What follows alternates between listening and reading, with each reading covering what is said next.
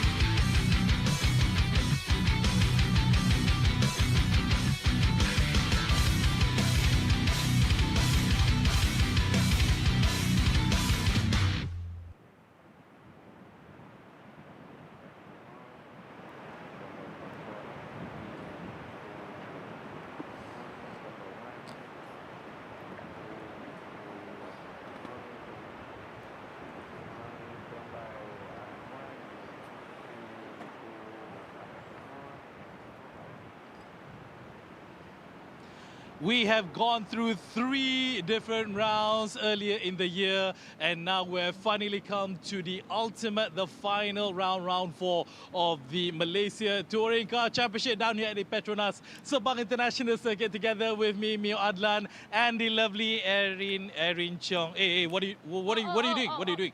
You're starting the race already. Yeah, I'm just so excited for today's race Are because, you okay? of course, you're joining us for the Malaysia Touring Car Championship 2025 Round 4. Round 4. Now, Mio, I heard that Round 4 is actually going to be a 300-kilometer endurance race. Exactly. And, if all of our fans are familiar with the format of MTCC previously, round 4, especially the final round, is a bit different, in which it will test all of the capabilities of all of the cars who will be contesting down here, especially today for the MTC as well as the MT2 V and G category.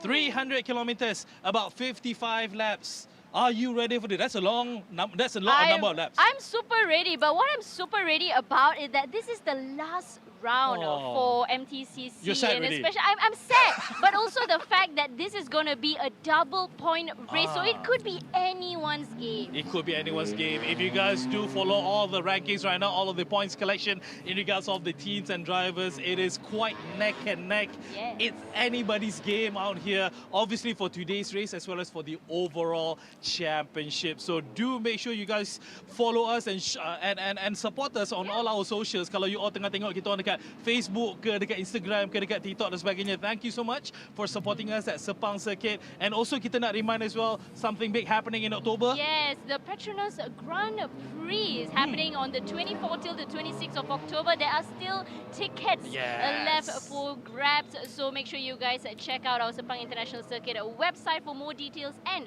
our socials, as how Mio mentioned as well. It's going to be hot on the tracks, but what's hot is going to be happening today. It's the 300 km endurance race, but I think there are some gentlemen that are pretty cool. It's always, this is actually the last round that we can actually mention this about them, because again, they're so comfortable with their air condition, with their cold water, with their food, just staring at the screens, but their knowledge on the race, I have to give them this, their knowledge on the race is there's none better basically. So let's check it out with Nick and my shiny brother Jeevan. What's up? Hey, how you doing, guys? Very good morning to you, or good afternoon to you guys, and a good afternoon to everybody watching as well. Yes, very cool up here in the commentary box for round 4 of the Malaysia Touring Car Championship. It is time, Nick, to settle some scores, I think. Yeah, definitely. This season is particularly exciting, Jeff, because like Irene and Mio mentioned, all the categories are still very much open, and a good weekend here could easily crown you the championship, and that's what we want to see coming into round 4. Well, it has been very close over the season, that's for certain, and with double points being offered here for this 300-kilometer race. This is not the first time this has happened. The Malaysia Championship Series, which of course was the predecessor to MTCC, also had a round 4 finale of 300 kilometers. Slightly different rules, Nick, for 300 kilometers. Yes, the only significant change is the MTC will have 2 pit stops of 5 minutes each, and it will take place between lap 15 and lap 42. So those are the real, I think, strategy movers if you're going to look at the dynamics of this 300-kilometer race, Chief.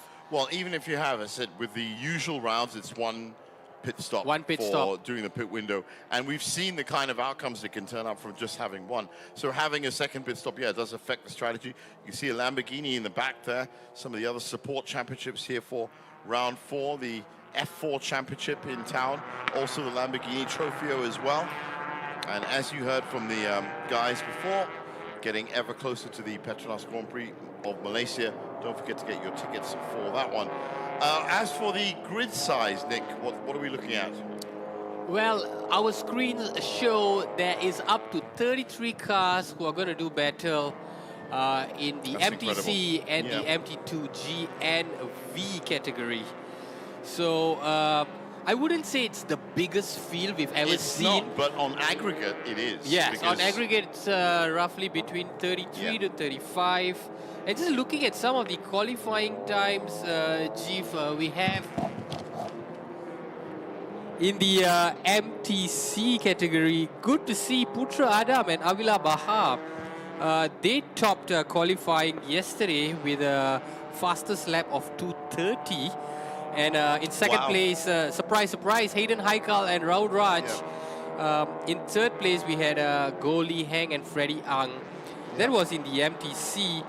And in the MT2V category, or rather MT2G, we had Hendra Adiputra Adi Rahimi from the Niza Racing team. They topped qualifiers.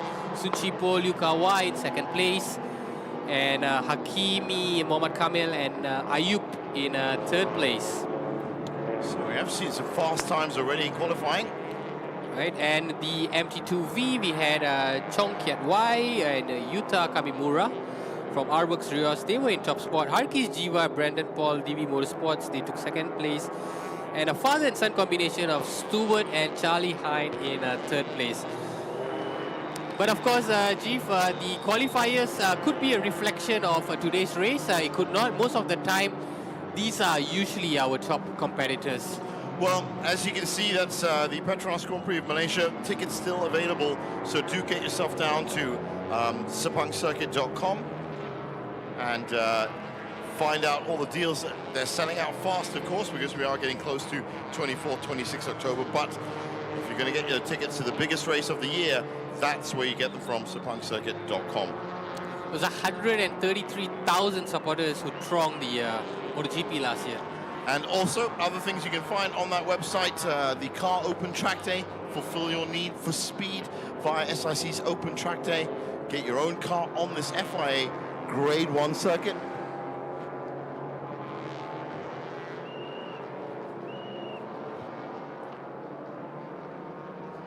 Yeah, Jeef, I was mentioning 183,000 who thronged Sepang for last year's race. And I think this year we'll see an even bigger turnout for the MotoGP. It is quite the spectacle, there's no doubt about it. So we are getting very close to race time now, and as you heard from Mio and Arena just earlier on, 54 to 55 laps in very hot conditions today. Of course, the 300 kilometers poses a different challenge altogether from the usual 21, 22 laps that our drivers usually complete in the regular season. I said we've seen reliability issues just within those 22 lap races. So, you know, have they got the cars set up? What have they learned from the season this year, I guess, is the big question. Oh, look, we've actually got some mascots on the grid today. Well, nice to see. Yeah, I think setting up the car, the whole preparation of the teams in preparing the car for the race has been most crucial. That's the first aspect that really got to take into contention, because you know you're looking at a multiplication of 2 to 3 times more of the duration that they've got to be on course. And I mean, if this, say you haven't had the best season, and say that this is now you're not in contention, then this race becomes, of course, the last R&D area for S1K, which is, you know, I mean, if you're talking about expanding the reliability of your car, what they're really looking to do is to get a car that can run for 9 hours in November. So this is a preview of that. This is a classic way of getting up to speed in a 2-hour race. Of course, the difference with S1K is half of that race is not going to be in bright sunlight. It's going to be in the evening, right? Correct. But night still, race comes into play. I mean, the main point I'm trying to make here is the fact that getting racing time in your car with your team against other people is very rare. So to have a chance like this is very, very important for them. So let's get down to speak to Ronnie Risman now from the Predator Piston team. They should be the team that are going to be talked to. All right, here we are, super hot today on the tracks. You're joining with us on a pretty hot Saturday, but I'm here with Ronnie under the MT2G category, and he's car number 5. Ronnie, this is going to be a very totally different ball game here because it's 300 kilometers. Are you ready for today's race? Yes, for the whole year we tested everything in the car. I think we are ready for the race. Are we? What is your strategy today? Because I think this is going to be totally different from all the previous rounds you've had, and even during qualifying you positioned in 9th. How are you going to beat that? Okay, it's going to be a 3 stints race. So we're going to make it like steady driving until the final stint, then only we can push. Amazing, amazing. Seems like you got it all figured out. I wish you all the best, Ronnie. Good luck to you. Thank you. Back to our gents. And that is, thanks there, Arena. That's what we were talking about, Nick. Thank you, Ronnie. Good luck to you. Most races, in fact, all the races up to round 4 in MTCC would have 1 to 2 stints maximum. Here, you're looking 1, 2, maybe even a 3rd stint. Yeah, so each driver could perhaps go into the car twice, and that whole mental game has got to be spot on, because once you hand over the car, it's not done and dusted. You might need to go back for a second time and to bring it home, and to bring it home in the best position possible. Yeah, and I'm sure that a lot of people have already watched the F1 movie that has been out recently, and that is, you know, as I was telling you, Nick, earlier before we even got on air, it's great look at racing because that's about stints as well, about leaving first drivers, leaving leads that the second driver has to build up. We've seen some great teamwork between the likes of Hayden Heikel and Rahul Rajmai in that exact strategy of Hayden doing the pushing, leaving Rahul with the lead. That's the kind of combination we're going to look for from High Rev Dream Chaser especially. And let's not forget that High Rev Dream Chaser are probably the team that are in contention right now. Yeah, they are in contention. They are in 4th place currently, but not too far from our leaders, Brandon Hu and also Nikhil Bora. If you're looking at our High Rev Dream Chaser, there's actually 2 cars in contention. Daim Hishamuddin. And speaking of our leaders in MTC, we're going to go down to the pits to speak to Brandon Hu. All right, guys, now I'm together with Brandon down here for the SP2V. Being in P2 right now, dude, granted, you said that you're just replacing today, but then again, endurance race 300 kilometers on the sacred Petronas Sepang National Circuit. First question, do you think that the car will be able to manage the heat as well as the endurance? Yeah, I think from the practices and qualifying yesterday, I think everything seems fine, and now it's a long race. So we just hope for the best, and we hope the car will be able to finish this round. And obviously you have your partner together with you, Harkesh. What is the strategy? How many times that you're supposed to be going out? I know that minimum, obviously you need to go at least once, but you know, is there a different tactic? Would Harkesh has some different deliverables in regards of understanding the track better? I think right now the strategy is, as for us at the race start, we just want to keep it clean, make sure we either maintain the position or get the P1. And then from there on, we'll just go lap by lap and see how it goes. All right. Okay. So good luck to you. It's a long race, so we hope to see you on the podium, man. Good luck. Thank you. All right, gentlemen, it's hot. Back to you guys. Thanks a lot, Mio. That was actually Brendan Paul. Yeah, Brendan Paul. It's a different Brendan. I thought we were going to go down and talk to Brandon Ho. Yeah. Hopefully we'll. That's the track temperature right now, 30 degrees, very sunny temperatures, so dry conditions for this final race in MTC, MT2, V and G. And this is, of course, the wonderful Petronas Sepang International Circuit that they're going to be racing around the full course, all 15 corners, 5.543 kilometers. And of course, there's 2 big finishing straights right down the middle. Now that's a hard enough track to race, even when it's a sprint race. But to get a semi-endurance race like this, which is what it is, if not, in fact, I don't think there is actually a classification of semi-endurance. I think it just becomes endurance once you get over 1 hour. Yeah, and speaking of drivers who are putting themselves in contention and just looking to fine-tune their preparations for the S1K, I think the ideal case in point that we could speak of is Putra Adam and Avila Baha, who topped the standings coming into this race, because they only participated in the previous round, Jeev. So for them, it's all about getting the car. That is it. It's just about R&D. Nothing, yes. You're right, man.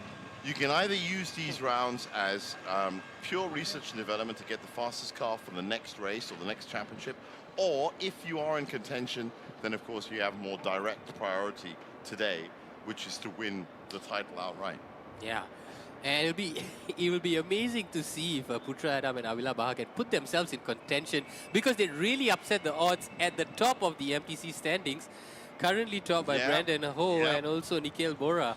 Well, Avila Baha, one of the Indonesian drivers, very cosmopolitan makeup in terms of drivers and teams and cars, and a lot of the Asian nations in Southeast Asia represented here, even though it is the Malaysia Touring Car Championship. Well, Singapore, I said Indonesia, you got a lot of different countries, Japan also represented, that have come in and made this a very regional championship. So 3 minutes left on the board. All in all, it's going to be an exciting weekend. In total, we have more than 110 entries comprising of all the races here this weekend. And it's not just the MTCC, of course. We also have the support races.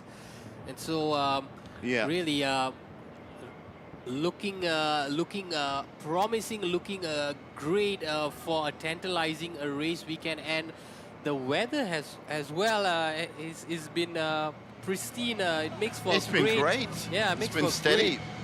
And you know, with both races, of course, the finale now happening here at 11:15 local time in Malaysia. Tomorrow, the touring production 300-kilometer race is going to be around about 1:30, 1:45, as I understand it. So it should be solid, but again, you never tell in Malaysia with the weather. I think if you're looking at tomorrow's race, then there could be a possibility of some showers. Well, for touring production, there's 91 points for Boy Wong and Modern Racing Team, and 76 points for Jonathan Z and OPM Lights in second spot. So that is another championship that can be overturned by double points easily. So remember, it's 30 points, not 15 for the win. And that would be 24 points for second and 20 points for third. So it is double barrel, double bubble, double cheeseburger. Everything double that you could possibly think of has been doubled. But looking at, I said MTC, Brandon Ho and Nikhil Bora, 79 points. Lai Wei Singh and Leon Koo on 73 points. I mean, that's just asking for it. And of course, let's not forget that Daim Hishamuddin and Aaron Hakim also tied with 73 points. So, you know, it keeps going. 67 points for Aiden Heichel and Roland. So any of those four teams could easily overtake. So we're going to be watching out for those cars for sure up at the front. Yeah, but I've been particularly impressed with this superpower loop by Papaya. You know, they've been so consistent, and bear in mind that they are competing in a category where, you know, you have seasoned competitors like Livy Singh, Leon Koo, even true. Hayden and Rahul. True. So to come in and really flex your muscles, not just over the course of 1 round, but 3 rounds, really speaks volumes of... Yeah, they have made a great debut into the debut season, the MTCC. So while they get up onto the formation lap, just a reminder that in the MT2V, it's Lee Chi-Hwa and Lester Jian up top from Singapore with 66 points. Lee Jian, Terence, and Mohamed Hafiz Kamarudin. Now here's the grid for the start. Hayden Heikel and Rahul Rajwar up top. Goh Lee Hang in second, Livy Singh in third, and Daim Hashmuddin in fourth. Brandon Hu and Khalid Adam in 5th place. Putra Adam Avila behind 6th. Lim Yi Cheok, Low Kian Hang in 7th. Endra Putra, Adi Rahimi in 8th. So Sun Chu Po is in 9th. Mohamed Hakimi, Ahmed Kamil is in 10th. Ng Chong Chin in 11th. And 12th is Aman Nagdev and Raja Amur. Lin Guang Yu, Chiang Chun Sang in 13th, Hai Wan Jianu, Boy Wong in 14th, Luke Anton, Steve La in 15th, Ronnie Rizman, Ridwan, Kiflin 16th. So Pisa Fan in 17th, Lam Si Seong in 18th, So Chi Siang in 19th, and Jonathan C and Mark Darwin with OPM Light Racing in 20th. Still sticking with the MTC, Ong Wai Kwong, Tae Kian Boon in 21st, Masahiko Ida Kusikanto in 22nd, Gilbert Ang, Loh Ken Jun in 22nd. Harkesh Kiva in 25th, Yap Chun Wai in 26th, Chan Ka-ping in 27th, and the Hein family in 28th. Terence Lee 29th, Najib Ismail 30th, Kwek Kanwi 31st, Mo Kwak Hong in 32nd. 33rd is Tan Yang, 34th is Lee Chi-Hwa, and 35th Mark Chu, and 36th Shafiq Shamsuddin. 37 is Takashi Oi, Io Lun Yong in 38, Tang Yu Ching 39, Lau Jiaji in 40th. 41st, Lo Chun Him, Ip Tak Meng, Jonathan Lee, and Shan Muganathan Armugam up to 44th. So actually, Nick, 44 cars taking part today. Indeed. Our screens are showing us up to 33, but of course there's way more, as you just saw. Well, and great to see the avatars accompanying the grid. No, it's a very, very busy track to have 44 cars out. So remember, those top 4 in MTC are going to have the rest of the other 40 cars to wrestle with over the next 2 odd hours. James, so you were talking about the standings in the MT2 V. Yeah. I think it's going to be a straight shootout between the X-Works and the R Engineering team. They only separated by 6 points. Yeah. Najib Ismail and Ahmad Firdaus from the 22 Pro Shop about 14 points behind, but they could throw a spanner in the works with a good outing this weekend. Well, exactly. And in the MT2G, we have the combination of Jonathan Z, Mark Darwin from the OPM Light, topping that category, 61 points. Hendra Adiputra, Adi Rahimi in 57 points, and tied with Ng Chon Chin and Adam Mikael. So this is a competitive category as well, you know. Second and third tied for points. Hai Wan Jian and Boy Wong also in contention. Well, so everywhere you look in each of these championships, it's close enough. Yes. And that's after 3 rounds of racing. I think that's been the allure of this MTCC and of course MCS previously, that you always have a chance. It always comes down to the end. Now, so this is the split start because there's so many cars on the grid. So MTC are going to start first. Rolling start, goes green, so they are off. And it's those 4 cars in the middle. 2 gold high rev Dream Chaser cars that you've got to really look out for. Immediately, Hayden Haikal hugging the inside line. That's a good line from Hayden Haikal. So the number 1 car. And that's Goh Lee Hang from Tedco Racing that's settled into second. Lai Mishimunin just pushed down. Lai Wei Sing is up front, and while they negotiate turns 3, 4, and 5, we get to have a look at the MT2 V and G starts. Oh, I was right. There's turn 5. Actually going a bit faster than I thought. That was Sakuda Racing, the 878 car. It's also joined MTC for this round. And look at how many cars are in MT2V and MT2G. So the 4 red lights, they will turn to 4 green lights.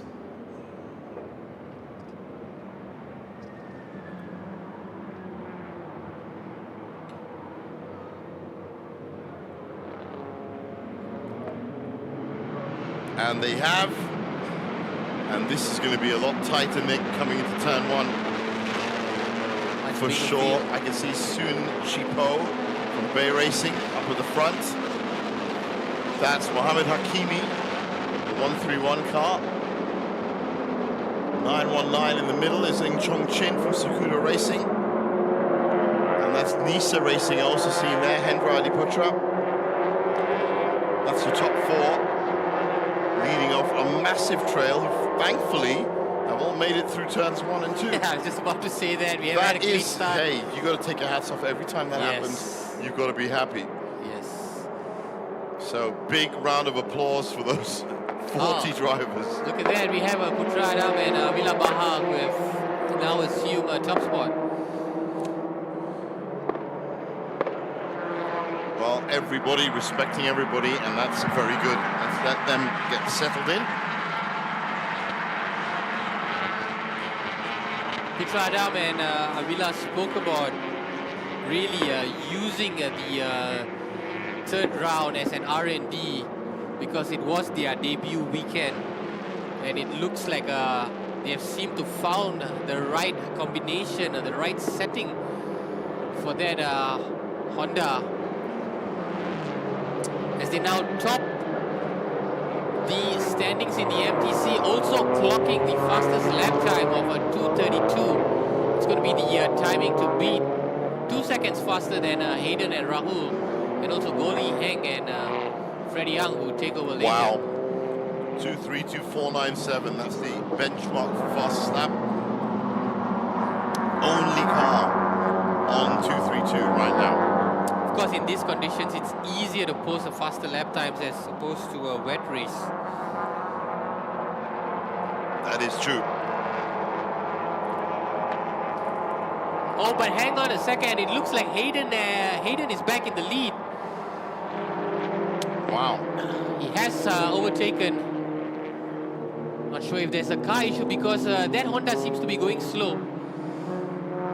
It does indeed look like it's lost a lot of power. Yeah, it's dropped to third now. Just as I spoke about the car setting. Well, what has gone wrong with this 27 car is from HMRT. Blasted its way up to the front. Set the fastest lap and maybe blew something along the way, because it certainly lost a lot of time. Now, looking back. Yeah, it is. There is definitely problems with this HMRT. I thought for a second maybe he would have missed the gear. But that is definitely a lot slower than it should be.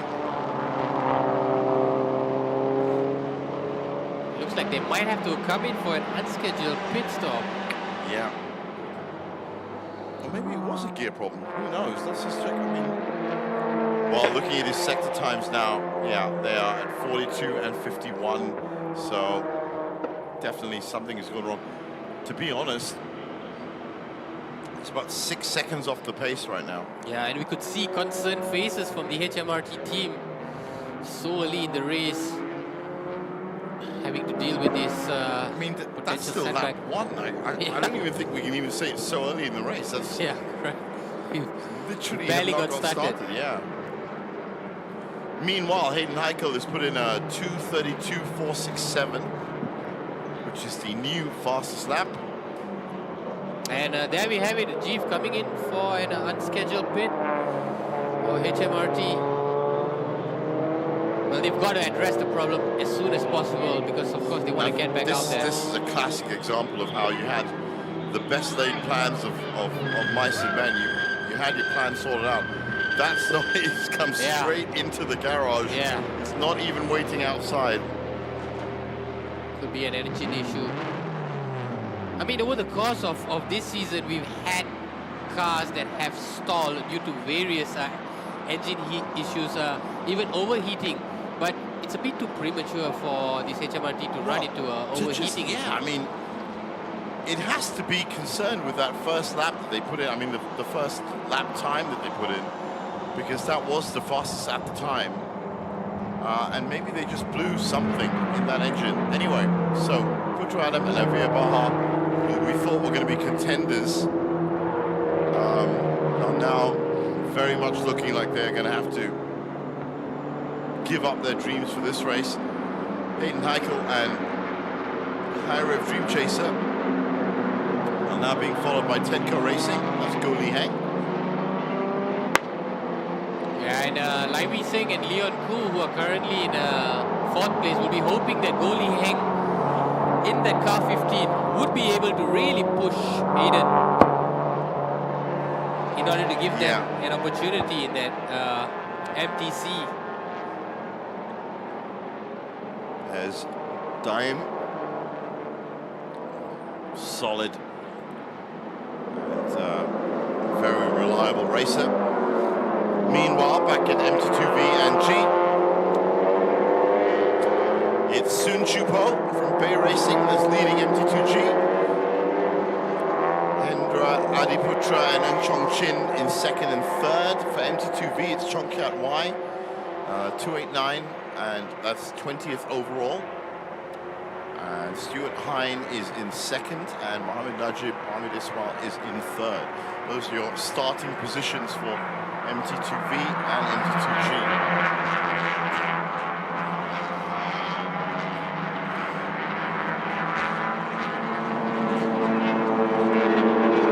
Not much just rating. I think I saw something happen in the back of the track there, but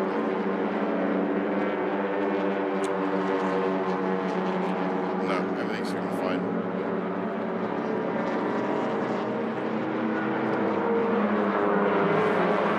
That's interesting. Starting procedure is under investigation, apparently.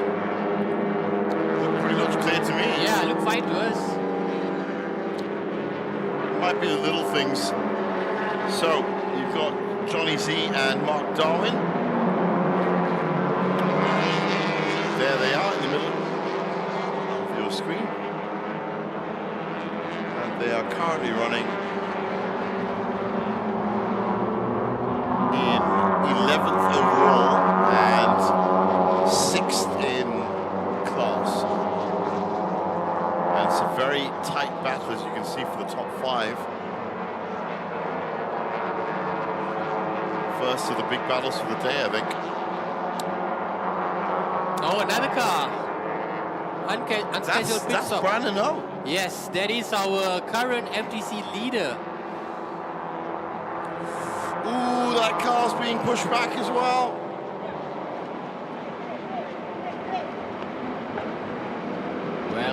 Well. 2 of the main contenders in the final round of MTCC are being wheeled into the garage. That is a huge game changer. Yeah, we just caught sight of this car number 3 coming into the pit. We did not see what had happened, but seems to be an engine issue as well. Well, this has really messed up the standings.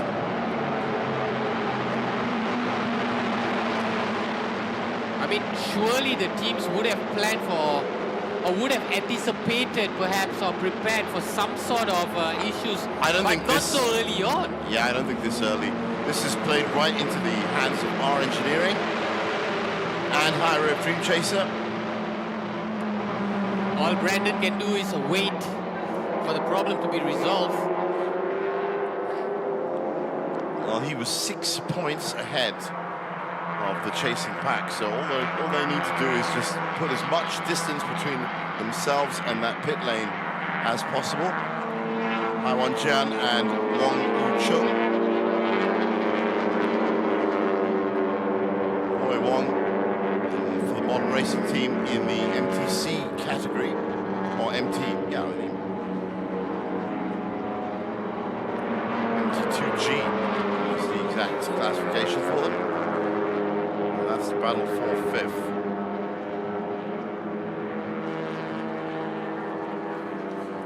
Oh, it's that 268 car that is housing Nisa Racing and Bay Racing.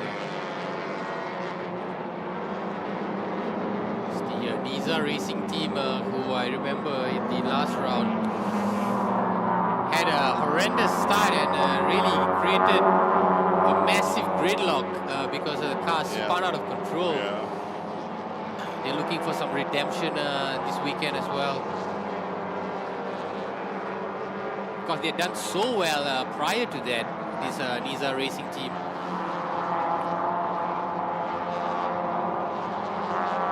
Currently in second place, only 4 points behind Jonathan Z and Mark Darwin. Well, steady racing so far from most of the competitors on track.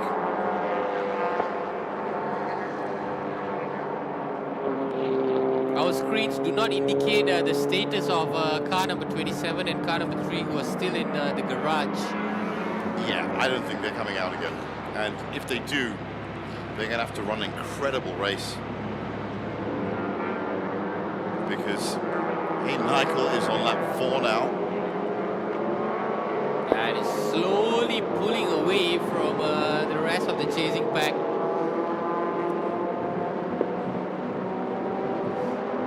And that's the thing with this high rep Dream Chaser. You have such formidable drivers in Hayden and Rahul. Yeah. To have them have this advantage. That's very, very close indeed.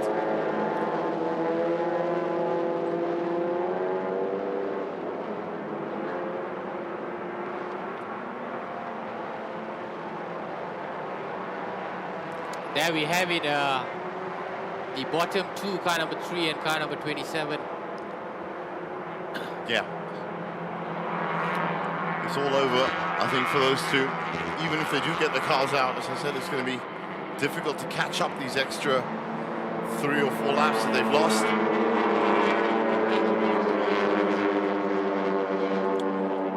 Yes, I think they probably did expect have some kind of contingency, but to have to put it into action that early is just going to really affect the timings.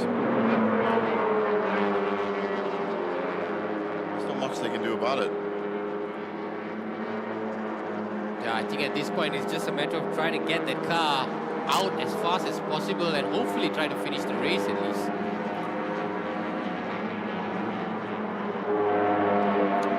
Like I was saying, to have the likes of Hayden Heichel in this commanding position is really going to take some heroic effort. And at this point, I only see goalie Hang from Tedco Racing, who was the closest competitor, to try and upset the odds a little bit. Well, there are a lot of back markers, as you can see now, that these guys are trying to cut their way through, and that can always be a factor. Well, Brandon Rose out there, just saw the car number 3. Oh, well done. And you can see how quickly Hayden Heichel especially is cutting through these back markers. And likewise for Brandon too, there's a lot of back markers that he needs to surpass. Well, this is now going to be the race for them when you've got 44, 46 cars on track. From this point on, there isn't going to be a clear air anywhere on this track. They're going to have to be fighting against people either for position or just as back markers. I do hope we would see car number 3 back in contention, because it was an intense rivalry with that high rep Dream Chaser. If you remember back the last contention? round. No. Back, yes.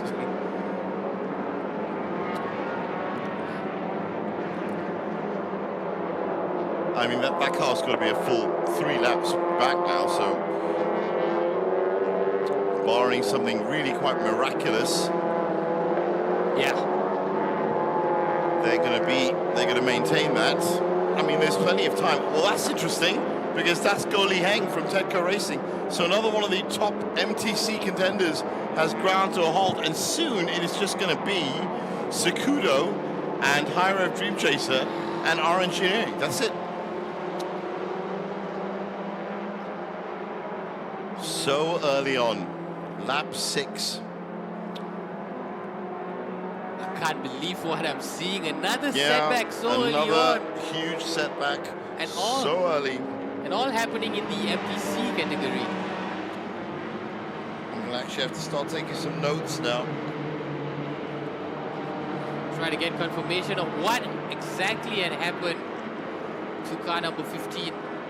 So, that just means that Hayden Heichel's pretty much out there on his own. yeah.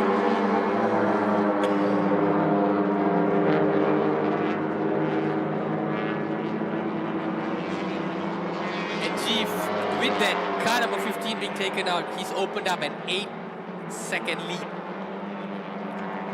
So we had Avia Baha and on lap 1, we had Brandon Ho on lap 3. Then we had Go Li Heng on lap 6. All victims to something. And while Brandon Ho's continued on, as you can see, he's well out of contention, and as we said, that means that Hayden Heichel right now, even though he hasn't had to push, he's been lapping at 2:35, has opened up an 8.6 lead over second-placed High Rev Dream Chaser car of Daimi Shimoda. Yeah, I think the lap time is reflective of what has happened to his competitors. I think he's just gotten a message that you don't really have to push too much, you know, you just got to maintain. Yeah. I mean, there is no racing that's needed if all the rest of your competitors keep dropping out. Yeah. And Hayden Heichel will take that news on perfect. He will now try and set up the ultimate stint for his partner. Now, as we said, it'll be between the 15th and 42nd lap. Yes, That's indeed. the pit window. We're at lap 7 now. And I see this car number 15 Tedco Racing swiftly dropping down the standings. So that car has not been rectified. Yeah, that now car, down to 18th, 19th. That car's probably going in the garage as well. If it makes it to the garage. I mean, it was a very odd place for it to stop. Yeah. So all of this action has been happening at MTC in MT2G. We're looking at the big fight in MT2V. It's Sun Chu Postal from Bay Racing over Nisa Racing. We saw that fight a little bit earlier on. Sakudo in 3rd.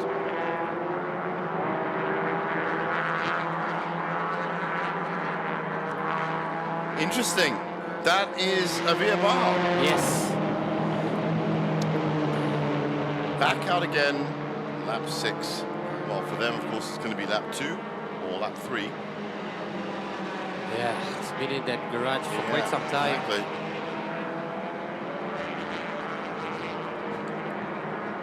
But I don't think this race is done and dusted or conclusive by any means of the imagination, Chief.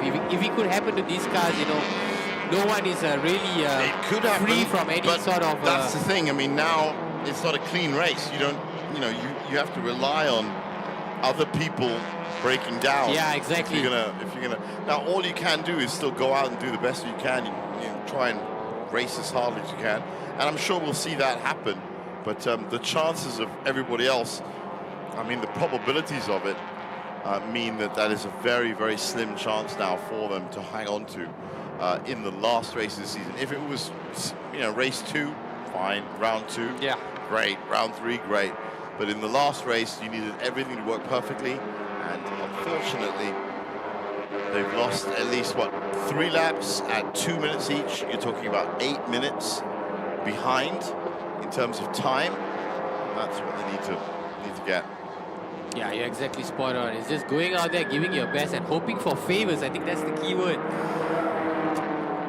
Well, you know, I said it earlier about the F1 movie that's just been recently released. There was a scene in that as well where they literally said if every member of the team can get a 1/10 of a second off the lap, then they can do it. Even if that happened, even if everybody in the team managed to somehow find an extra 1/10 or 20th of a second for that car, you're still going to be 2, maybe 3 minutes behind. So you need, for that 2-3 minutes, as you said, something to happen. Even penalties from race control are not 2 to 3 minutes. So they can, you know, you can have a stop-go penalty plus an engine blowout plus a full course yellow and still not make that time up. So it's a very, very slim chance. So the keyword is hoping for huge favors then. Yes, huge favors from life, from the racing gods, from everywhere. It's a frustrating situation, no doubt, but it's one that you have to face. And maybe they've already given up the championship, and maybe they're thinking now towards S1K. Yeah, perhaps. I mean, just looking at Hayden Heikal, who just opened up 11-second advantage. And that's the thing, you've also got to look at the current form of your competitors. And Hayden Heikal, as you said, is building a lead.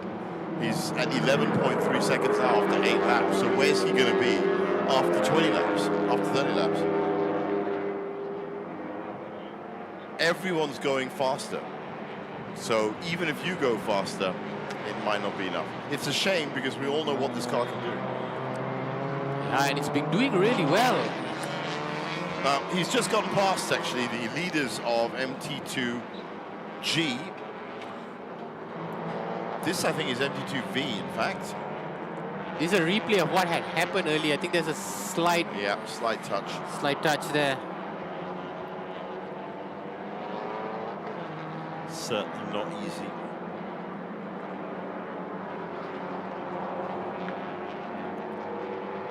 But I do think if car number 3 keeps up that performance, we're going to see him back on screen. So currently, we don't see him. That's the leader of MT2V, Tanzi Yang, from No Coffee, No Cure. And if I'm right, that 289 is Chong Kiat Wai in second spot. So that's the distance between them in terms of MT2. Looks like some tire problems for the... yeah, Tedco Racing. You actually see it actually took a knock right front as well. I think that might be either it. a tire or disc brake problem. This whole area here got hit. So...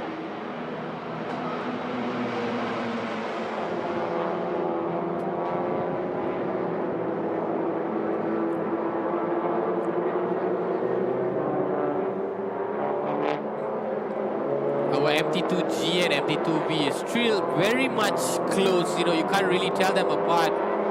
Barely separated by anything. Not the case in the MTC. Yeah.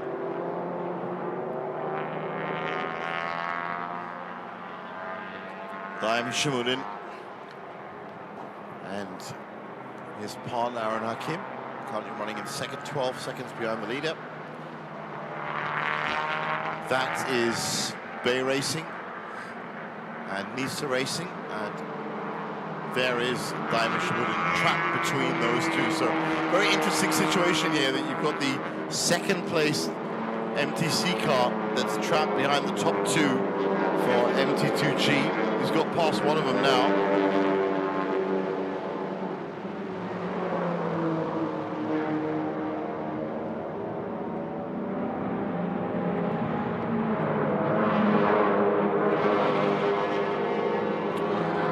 Chongqing, 919 car.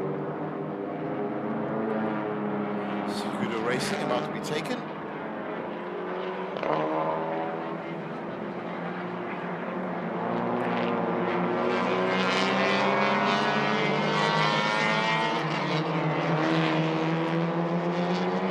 Very close turns 9 and 10. It's just a huge stack of races. Everybody on guard, attacking and defending at the same time.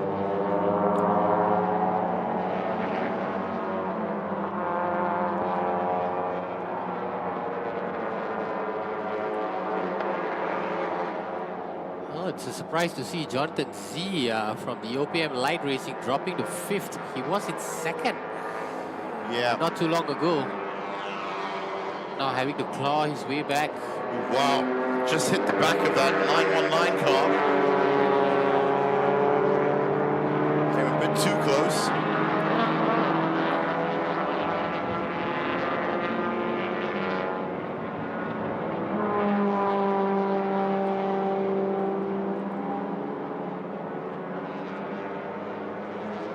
That car number 8, of course, currently topping the MT2G.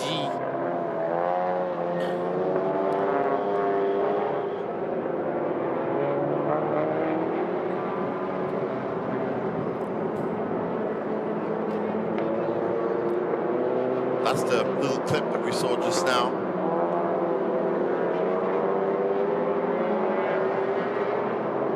Oh, and he has overtaken car number 919, Ng Chon Chin. Yeah, finally. Managed to get past. So up to 4th now in the class for OPM Light. 2 victories for this OPM Light. They of course won the 2nd race of round 2 and 2nd race of round 3. Did not start that well, but they've come to their own. All right, we're going to go down to pits to speak to the HMRT team. All right, guys, now I'm together with the assistant manager of HMRT. We got Remy down here. Remy, you spoke to me off air earlier. You had car trouble earlier yesterday during qualifying, in which that, yes, you guys managed to get P1, but then there was an overheating issue with an engine. But then another surprise came about with the car. Share with us what actually happened. Unfortunately, we had some electrical gremlins, so the throttle macam tak betul. So yeah, that's why we had to bring the car in and fix the issue as soon as possible. Yeah. Okay. And obviously the fact that you guys missed out on round 1, of round 2 of the MTC. Round 1 and 2, actually 2 rounds. Because again, your whole target is actually for the S1K later on in the year. But this should be the platform to test out the car, whether it can withstand such an endurance race. Things are not going according to plan right now, but how is it being picked up right now? But there's a lot of positives that we can carry from today's event, regardless are we finishing or not, but we still get the mileage.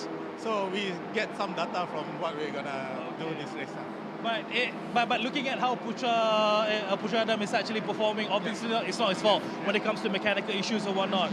Do you think there's going to be other surprises? I don't want to jinx it. I hope that the car can go smooth sailing, but then again, you're very far out of the contention right now. Hopefully no, because again, this is a new car. We're still testing out, trying to find what are the positive items. So yeah, hopefully tak ada lah. Hopefully tak ada, yeah. Hopefully tak ada, and hopefully Akila can actually drive the car better on, and hopefully you guys can actually, perform as much as you can later. Yes. Right, thanks a lot, Remy. Jazz, back to you. Thanks a lot, mate. And there you go. Some people have already had to change their outcomes as to what they expect from this race based on what's happened just in the first 11 laps. Yeah, but great to see that he's taking it all in stride and just looking to get as much mileage, because as he mentioned earlier, it's still very much in R&D phase. And they've had to deal with two separate issues over the course of 2 days. A throttle issue setting them back today. Currently in the 43rd place, Putra Adam. But he's going to try and get back up that standings as much as possible. This HMRT team are, of course, one of the juggernauts of the MTCC. They did exceptionally well last season. Made a late entry into this season, only featuring in the round 3. But like the assistant manager mentioned early on, it will all really set them up nicely for the S1K, which is their ultimate goal. The S1K is scheduled to take place in November, and that will be 1,000 kilometers. So you can say that this 300 kilometers is somewhat of a preview to what we're going to be witnessing in just 2 months' time. There is an incident on turn 4 involving car number 123.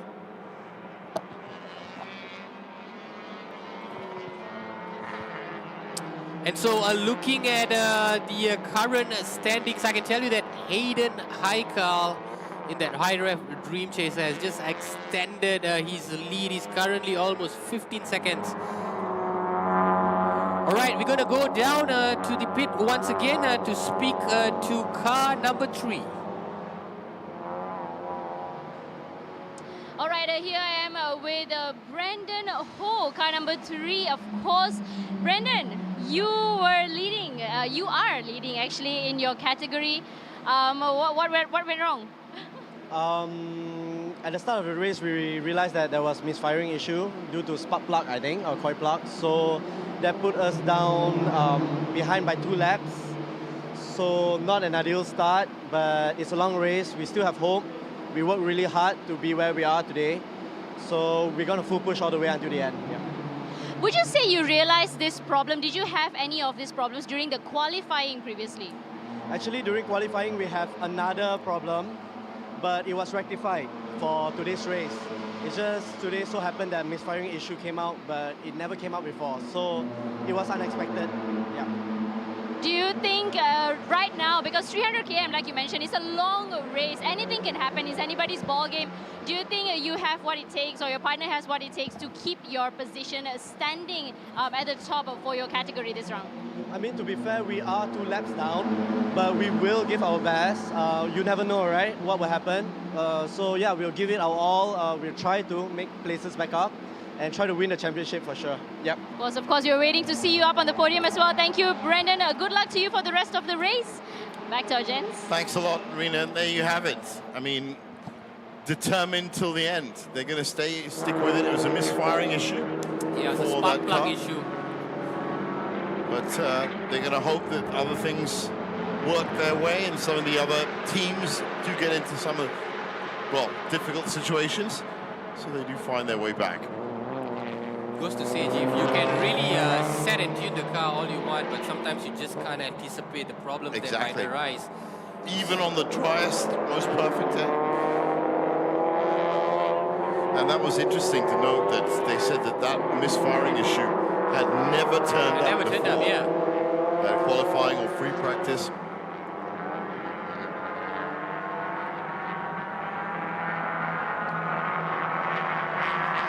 It's an alert for all cars to respect track limits. That is always a decent thing to have out of race control. Keep the tires on the black stuff on the racing line. It's always so tempting, especially on some of these faster corners, to pick a wider line and get a couple of wheels off track. Masahiko Ida, Kusei Kanto.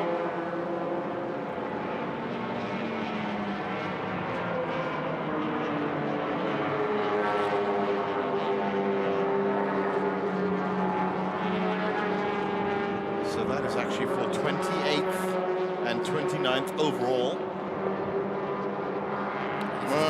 Yet more troubles for Tedco Racing. No, they're finally coming out of the garage. All right. You mean they've been in there all that time? Yes. Oh, no. They're finally coming out. In that case, we should be celebrating.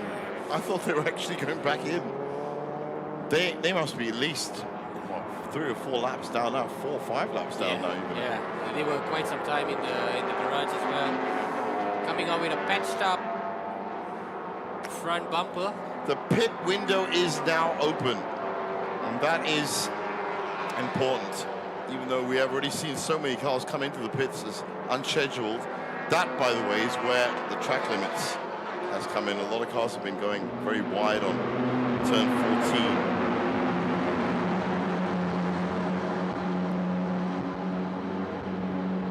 This will bring about a different change in strategy, different change in drivers as well. Of course, refueling is permitted as opposed to previous rounds. Yeah. That's another one of the endurance regulations.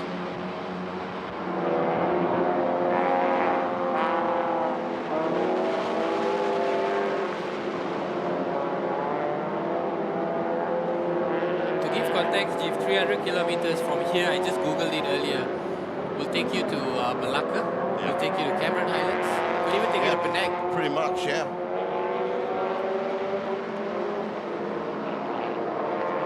Of course, I mean, if we went to Cameron Highlands and Malacca and stuff, we wouldn't be trying to go at these speeds. It would take much longer to reach. It would take a little bit longer.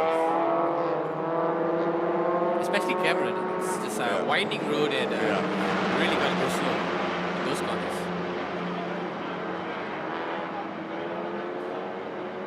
So this is MT2V.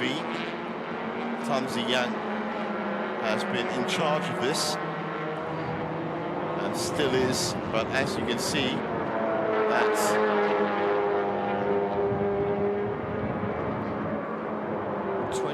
car is actually an MT2G car, so that is just Tan Ziyang, the leader in MT2V, and the blue AAA car. There he is nicely on the inside.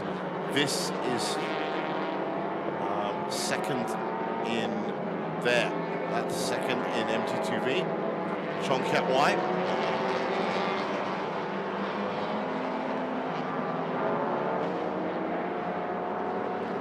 And they seem to be quite settled, those two,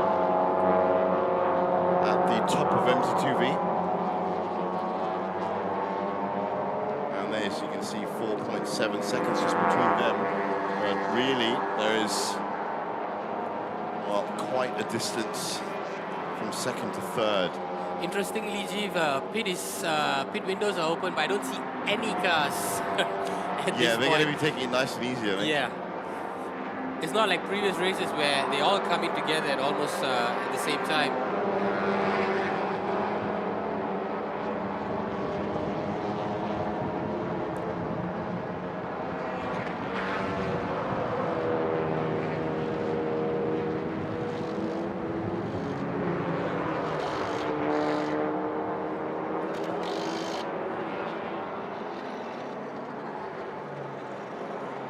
So, crossing the line now. Well, there's one that's come in.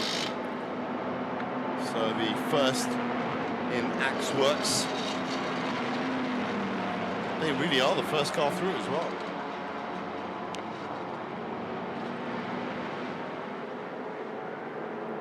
If you're going by form, we will not see this car come in anytime soon. Aiden Haikal. He's usually always a late entry. Yeah, that I think we can expect for sure. And the position he's in now, so he's 18 seconds ahead of Daimi Shamudin in the other high rev Dream Chaser MTC car. This right now is turning into a 1-2-4 high rev Dream Chaser. The best possible outcome that they could have hoped for is being delivered to them by everybody else.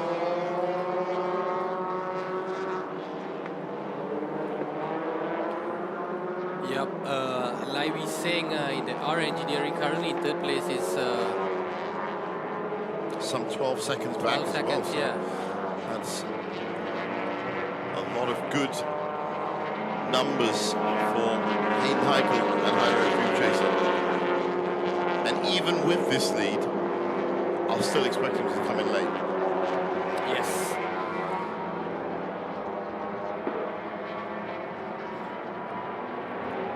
I did listen to a little bit of Hayden's interview from the last round, and he says he has such a great combination with Rahul because he's the one who usually sets the pace, but it's Rahul who usually sets the car. He said he's really good in tuning and setting the car up, and he's the one who brings it home. So that combination, I think, has really worked wonders for them. Right.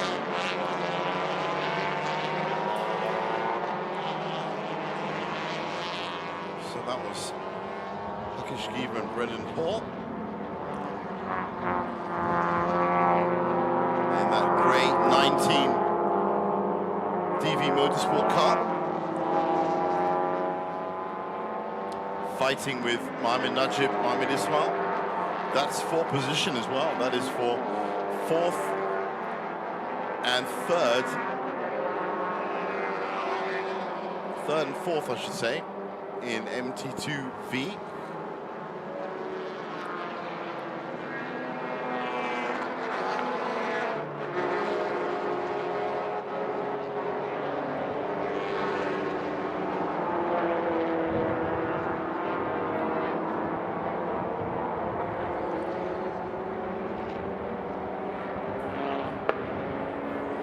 Has a look on the inside. Not quite what he wants. Settle back.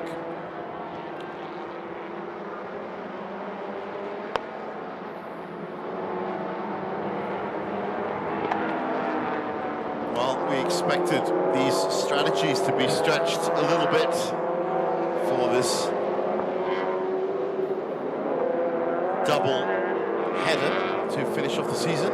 It's a battle for podium between Najib Ismail and Harkish. Interestingly, Brandon is a new teammate to Harkish, who actually partnered Divyesh in the last race.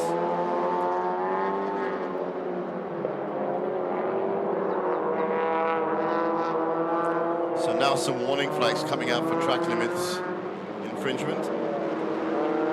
And it was the number 66 car that has got the first one. That's Gilbert Ang for Knight Racing Team.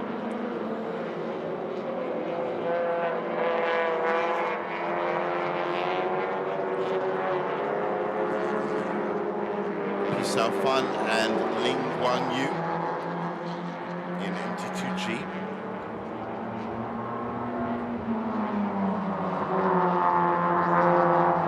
That is for 9th and 10th overall in class. In class, it's actually 13th and 14th overall.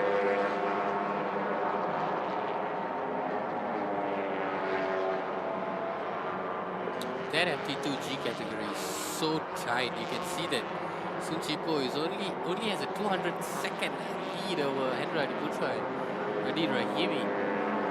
Yeah. It's amazing.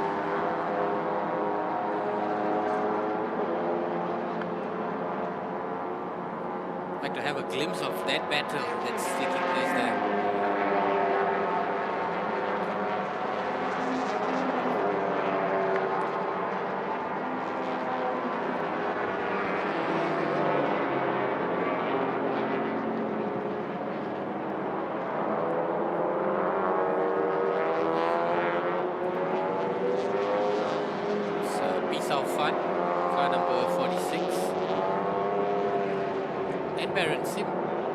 Who did really well in the last round. Yep. Spun off and eventually came back to win it. That's right, that was one of the highlights from round 3. Yeah, certainly.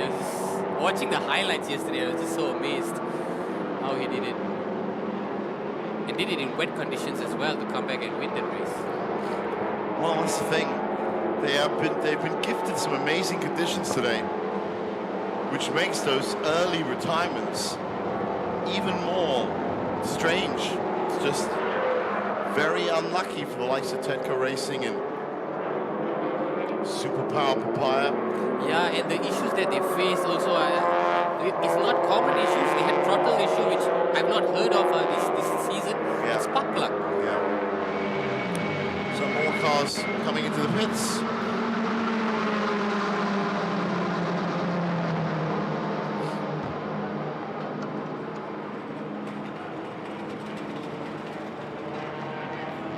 Art Racing.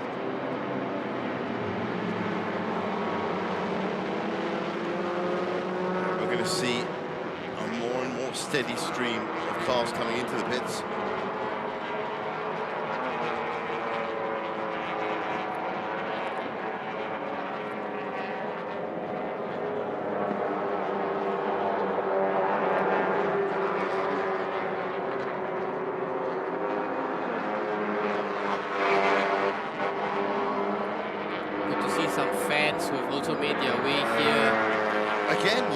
That's been happening a lot in these last few rounds, and probably a good time actually for us to thank all the fans that have come out. And if you are in the area, of course, do come in. Definitely make it for the touring production 300-kilometer race tomorrow. Kick off about 1:45. That's going to be a much smaller grid as well. Stop and go, 30-second penalty for an incident at turn 15 for car number 9.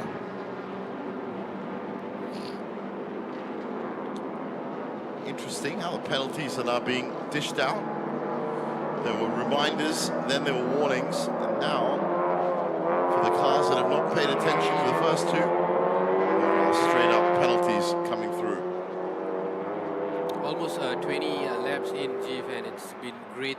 and it's been a clean race, you know, Clean, no it has been. stoppages, It no has been clean, FCY. Yep. That's very true.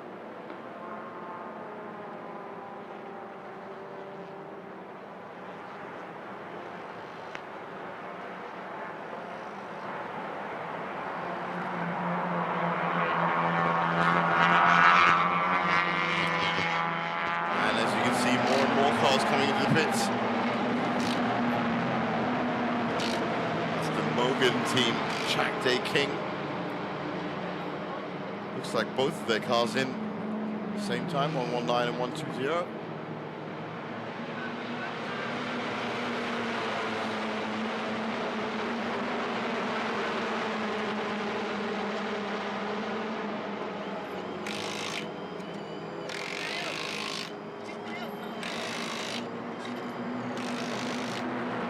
Nice leisurely stop there for them.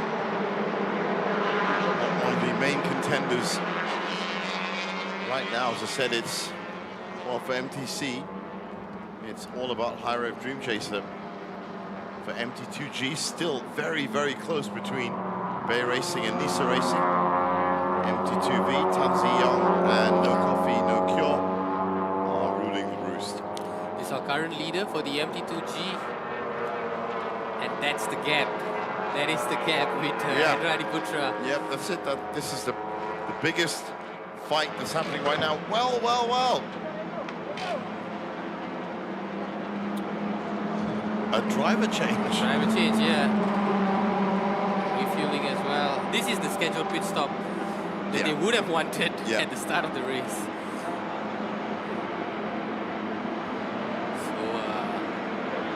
Interesting regulation highlighted there that whilst refueling, only the refueling crew can be around the car.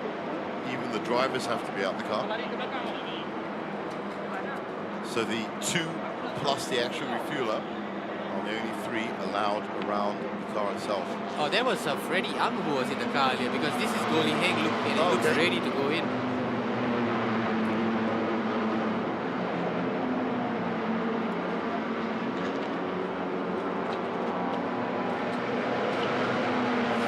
Now, with the fuel in, we can start going to everything else.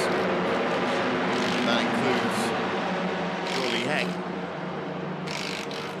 getting into the car, but of course, not much for Go to be fighting for, in all truth.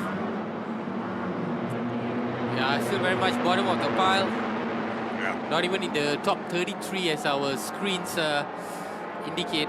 Our screens can only fit 33 cars at one time. Yeah, there's actually 11 extra cars. That's not going to make it. Now there's a car that stopped up at turn 9. That's interesting. That is 122. Yeah, 122. So Amanakdev, Axel Sport. Well, well, well. Yeah, there he is.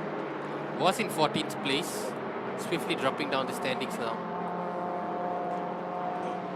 And you can see it's just a significant reduction in speed. Coming into turn 9. Yeah, and just pulled off to the side, so that's good. Race etiquette there shown from Aman. Perhaps another throttle issue. Probably. That might be the 4th throttle issue that we've seen today.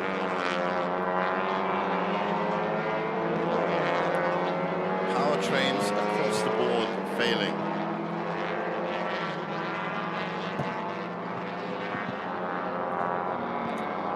Shafiq Shamsuddin, G-Mark best.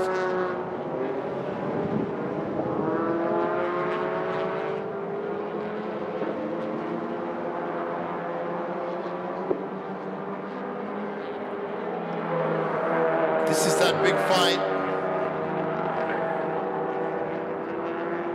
for, no, in fact, no, that's Chongkat Wai, who was second in MT2V, and that 999 car front is actually MT2G, so that's not pole position at all.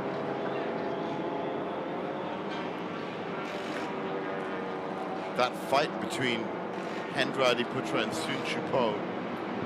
Oh, Hendra Adiputra has actually overtaken Sun Chupo, so we have a new leader. Yeah, we have a new leader in MT2G. That's Nisa Racing. And in fact, that's it right there. That 24 car. Yes.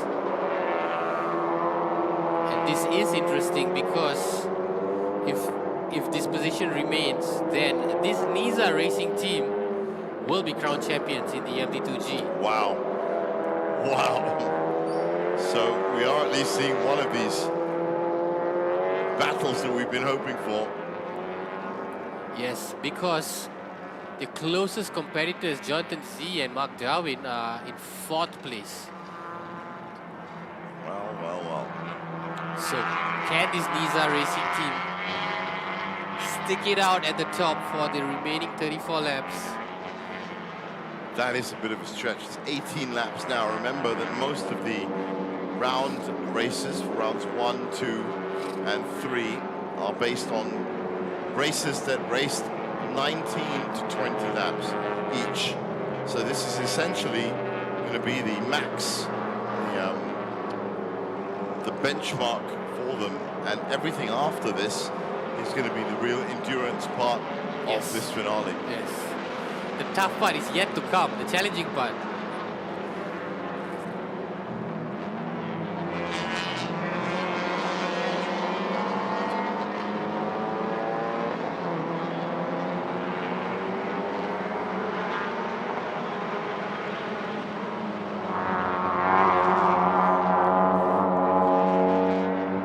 And you were saying in the F1 movie there was scenes where they had a full course yellows as well. Oh yeah, yeah.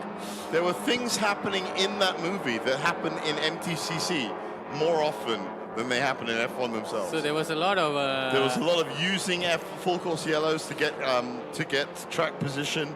There was a lot of you know, bump and grind just to kind of force leaders off and build up time. It was surprisingly a very, very good film. Did you imagine yourself in a commentary booth while watching the movie? There's commentators in there, and I thought it was funny watching them. But it was interesting because to me, F1, it was like the best possible F1 race that you could have. For us, every week or every month, we get it all the time. Yeah.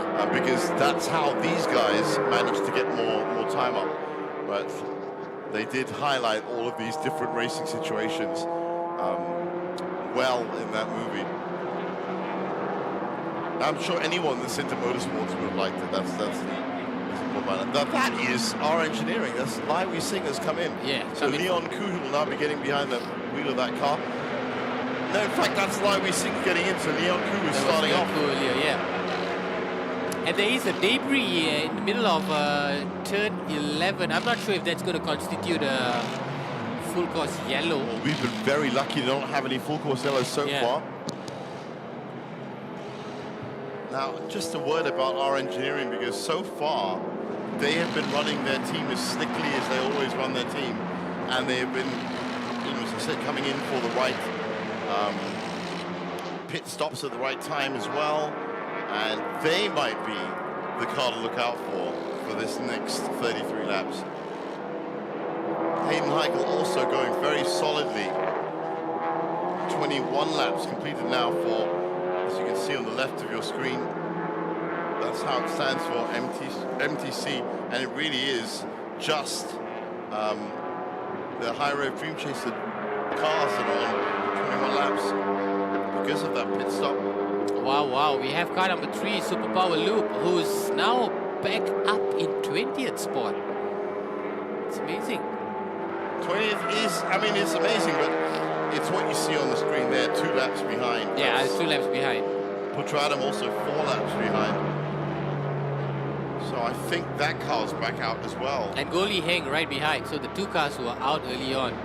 That's what I mean, it's now come down to essentially this car, which is in the pits, and the 2 high road Dream Chaser cars. So it looks like Lai Wei Sing is just filling up the time for his pit stop. So far it's a compulsory 5-minute pit stop.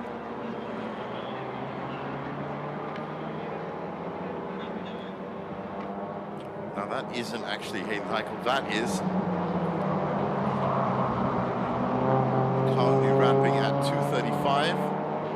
Has been as fast as 2:32. More importantly, is 22 seconds ahead of Daimi Shimuden in the other high rev Dream Chaser car. Yes, looking to collect their third victory of the season, this high rev Dream Chaser. They of course had a great round 3, finished in second place in the first race, and then went on to win the second race. And the only reason why they did not win the first race was because they were handed a 30-second penalty, which they swiftly rebounded from to win the second race. Well, yes. I mean, they were a bit angry with that penalty. Well, who wouldn't be? But you're right, they did respond exactly the way they should.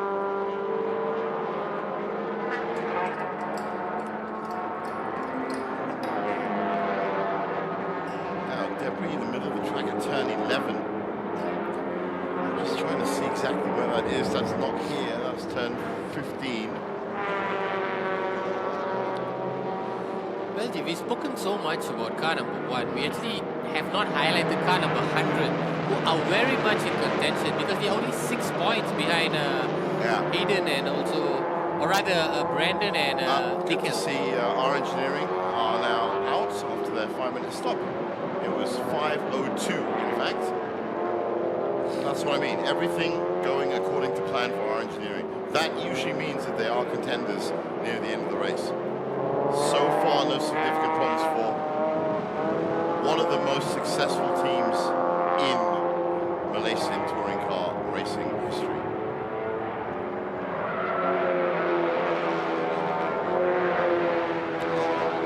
So currently, the closest competitor to this car is the teammates in car number 100. They of course have to overcome this 20-second advantage.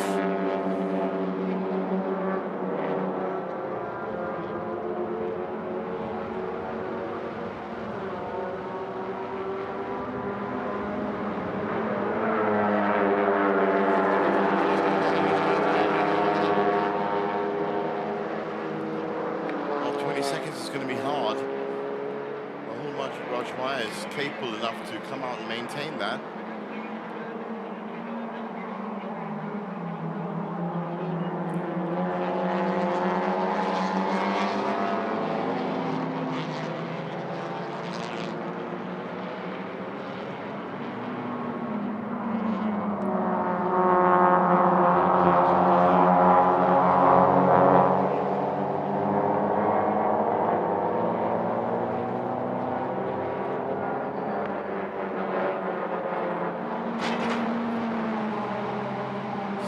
Cars piling into the pits for their compulsory 5-minute stops. I'll tell you now that Harkish Kiva and Brendan Paul are about 45 seconds away from completing their stop.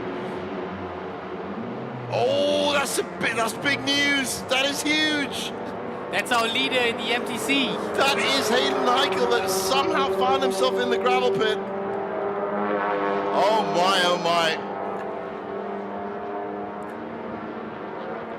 Looks like he was coming into pit and he sort of just... Something went wrong there. Back on the track. And I think he's rescued it well enough, but look at the gravel that's coming off it. That was coming into the pit lane. Yeah, just a bit of miscontrol and he went into gravel and we can see him just passing by in front of us. Well, just goes to show you how quickly things can change. That was a very, very scary time indeed for our race leader. He should have enough. Well, it was perfect from him all the way up to the last corner. But we still didn't see the entrance to that corner. He may have been pushed out by somebody else. That corner has posed a lot of problems, especially in the last round. Here we go. This is it. Turn 15. Everything's going well here. No, it's all him. It's all him. You can see the front right tire. Something went wrong there. Did not get that steering back. Yeah, the steering locked by the looks of it. Seems to be locked. Thankfully, he's softened the blow in the gravel, so it shouldn't be that much trouble. but definitely a bit of a reset for him. Interestingly, the other high ref Dream Chaser car is choosing to remain out on track. Well, so now we're expecting Rahul to get in there. But that'll be after 5 minutes, of course. There's the other car. Now, this car was just 22 seconds back, so this car will be taking the lead.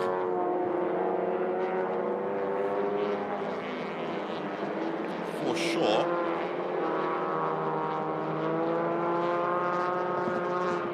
And in fact, we can confirm that that's already happened. They've already gone ahead. Yes, this car number 100 has also made the podium in all 3 rounds. They have yet to get a top spot finish though. Finished in second, 2 consecutive second place finishes in the first round, third place finishes in the second round, and in the third round as well, they finished in third. So second, third. Oh no. Problems. Big problems as, again, the leader of this finale here at MTC 300-kilometer race is out. Rahul Rajwai is not going to be getting in that car because, as you can see, it's been wheeled in on lap 24. Did that have anything to do with the steering issue coming into the pit lane? Yeah, I think most likely it did. Yeah. Well, now we have a situation where Brandon Ho can start dreaming again. Yes. Because this is the exact situation that Superpower Lab were looking for. And Superpower Lab are currently... It's Rahul. Yeah. Concerned look. Very concerned look. So, Superpower Papaya Lubricants are bound to have got the message now. Yep. They are currently in pit as well. They're going to be They're going to have a good 30, 25, 26 laps to push this. That's Daim. Yep, that is Daim. So it looks like they've come into pit as well. Car number 100. Still not yet. I think Aaron Hakim has probably been behind the wheel of that car since the beginning. Oh yeah, you're right. Yep, so Daim is due to come in as the second driver. Yeah. So we've been crediting a lot of the wonderful driving in this car to Daim. It hasn't. It's been Aaron Hakim. And with Daim now looking in his racing suit, I'm guessing that stop for him is coming up soon. But of course, the big news is that Hayden Eichel has finished his stint with what looks to be a broken car. So the MTC Championship is wide open once again. Definitely, because we have Livy Seng, Leon Koo from the R Engineering who are currently out there already. They have completed their lap. Yeah, that's the worrying thing. I said they are playing everything by the book right now, R Engineering. So there's a very good chance that they're going to be up at the top. Now that looks like Rahul Rajwai that has got into the car, but it hasn't got any wheels. That's going to be a big problem. Well, we saw the steering issue. It was just locked to the right. That was. And you can see that just locked in. Yeah, that's exactly what's been happening. So he might be ready to go, Rahul Rajwai. The car certainly isn't.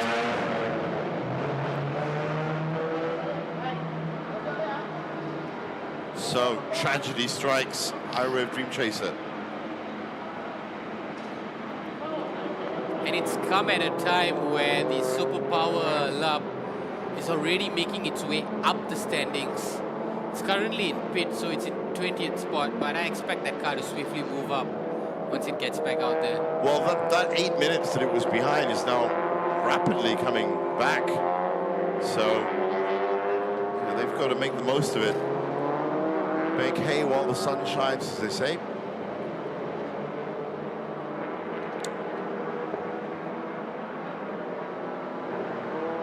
So this is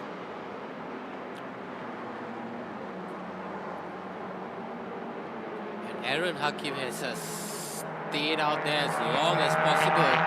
yeah, but he's our leader. Yeah, that's our leader. Sakuda Racing are now in second.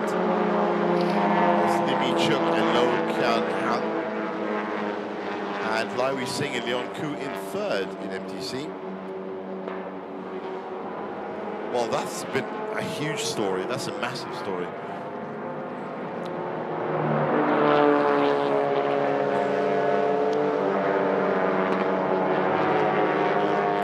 That's another car that's going very slowly. The 81 Chun's car. That's Eo Yunlung Brian, there you go, and Kuda Yong.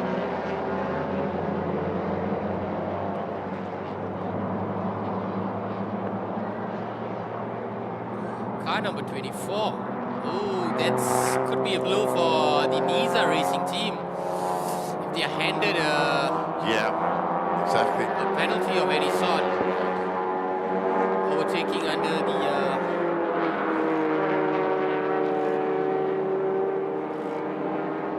and perhaps we might finally see Aaron Hakim come into pit now. Not just yet.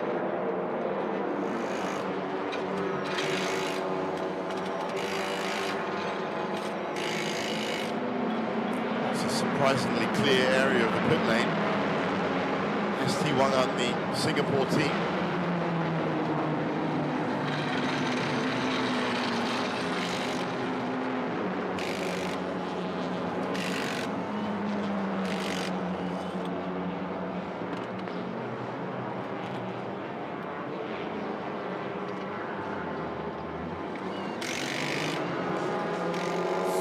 Interesting to see that the Superpower Lub car is still in pit. Perhaps they might have had some issues with their car as well. I think we are that really is going to open up the door for our engineering if that's the case. Yeah, definitely. Could be continued problems for the. Well, I mean, it says there that they did a 5-minute 27 lap, and they're on their out lap now. So, look at this. They managed to get it going. Now the real question is, how much time has this car lost? And we'll see in this first lap whether it's actually been fixed. Yeah, because I saw a lot of smoke coming out. Just checking the steering, no doubt. Yeah. I mean, Raul's not going to be able to push the car so fast. He's going to be able to. He's got to take it. Yeah. Well, they are now down to 15th, and they are 1 lap behind. You can see there he's just going slow and steady, just testing that steering out. They are currently on their 23rd lap. The leaders are on their 26th lap. So it is now a situation of they also have to wait for Daim or Sikudo or even our engineering to have a mistake, to have something go wrong if they're going to catch up those laps. Right now, to be honest with you, I've got for some reason this idea that Lai Wei Sing is going to take this home. And Aaron Hakim finally coming in for a pit. Well, I was going to say earlier, this 100 car, the Suzuki Swift, has actually had a great deal of success over the last 4 or 5 years in MCS. So I'm not surprised to see it running so well. Coming in together with that HMRT right behind. That's a scheduled pit. Yeah, but that car's been in the pit so much. Does it make any difference now whether it was scheduled or not? Look at the brake pads off that. Look at the smoke coming off that car.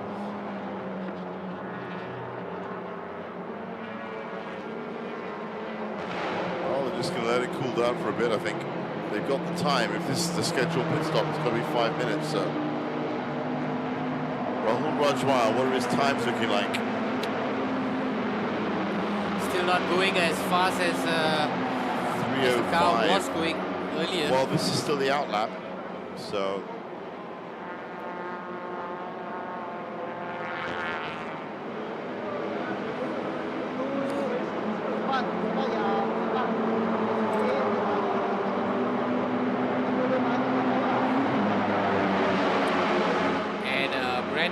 Or rather Khalid Adam in that superpower loop. Dude, this car is not. Yeah, it's not. This car is not firing on all cylinders. Yeah, certainly not. Certainly doesn't look it.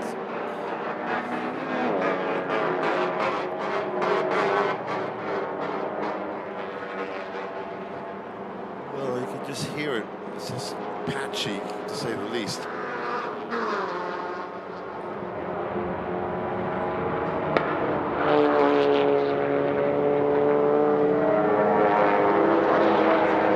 Oh my, it's coming in again. I thought so, it was just going so slowly. Not rectified. So that definitely not fixed at all. This is a blow for IREF Dream Chaser, our leader for most parts of the race. Well, today. up to lap 24 essentially. So now the pendulum swings to car number 39, Ajif. Yeah, I really think Livy Singh and our engineering have been trouble-free so far, and I think that they're going to make a play for this. And of course, car number 100, Daimi Shamurin, who should be coming out as our MTC leader. Well, Livy Singh, of course, is in second place, was in second place at the beginning of this round 4, so 30 points for him would cleanly give him the championship. Not forgetting car number 100 were tied on points. Yeah, so. No, it's true. So really now it's between this car and the orange R Engineering car. Those are the ones that have come out on top. Yeah, that's going to be a direct shootout by the looks of it. Well, that would be quite the spectacular ending to this race if it happened. Yeah, I don't see our current leader posing any problems. They're currently in 21st place. Yeah. Not moved up the standings at all. I think it was Brandon who got in the car earlier because we saw him speak. Yeah. It was Khaled Adam who was out there earlier. So this is the car now that all eyes are on. Because Livy Singh, the owner of the R Engineering team, out there in the car and is just quietly and confidently dispatched the strategy throughout the day. And in terms of durability, yes, I think this car has really proven itself. Reliability, durability, it's been there. So there is now a very good chance that this car might be the car that does all the damage. So remember, Daimi Shamuddin is currently in pit with High-Rev Dream Chaser, which means that Livy Singh, when he comes round, is going to be back on the same lap.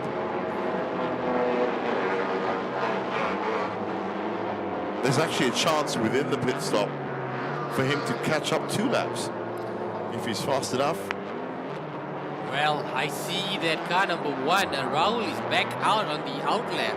So looks to have perhaps rectified whatever problems they were facing. We'll be able to see that based on lap times, because the lap times that came out beforehand were just not fast enough. They weren't up to speed. So that's Daim now out for sure in that Suzuki Swift. The sun, as you can see, still brightly shining here at Sepang. And that's Rahul coming into turn 1. Yep, that is. And there is Leon Koo. Well, that's Livy Singh now. Now, is that for position? Yes. No, it isn't. So he's still got 1 more lap to catch up.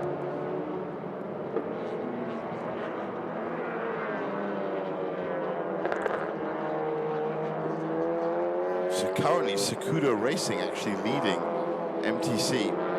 Oh, that car's not been rectified. Look how slow it's going. Oh, it's still in deep, deep, dire trouble. Could spell the end of the participation. If they're going to spend 15 minutes trying to get it sorted out, then yes, I agree. We're exactly at the halfway stage of the race. 26 laps to go.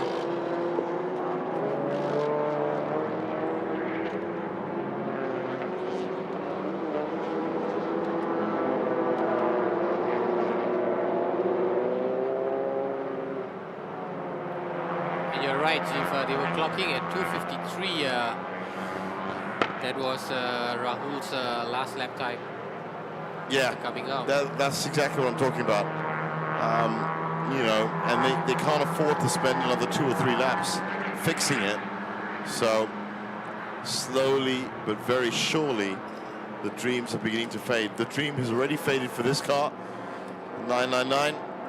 That was running in MT2V, if I'm right, but not anymore. There you go, Lam Si Xiong.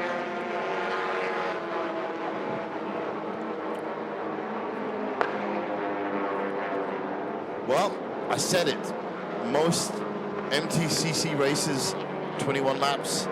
The real test was going to be 21.252. And now already beginning to see severe reliability issues pop up. Just 26, 28 laps in. So, yes, it is up. And that's also why I believe that our engineering have got a good shout here, because they're... So we're going to take a commercial now, but do stick with us. We'll be back in just a second.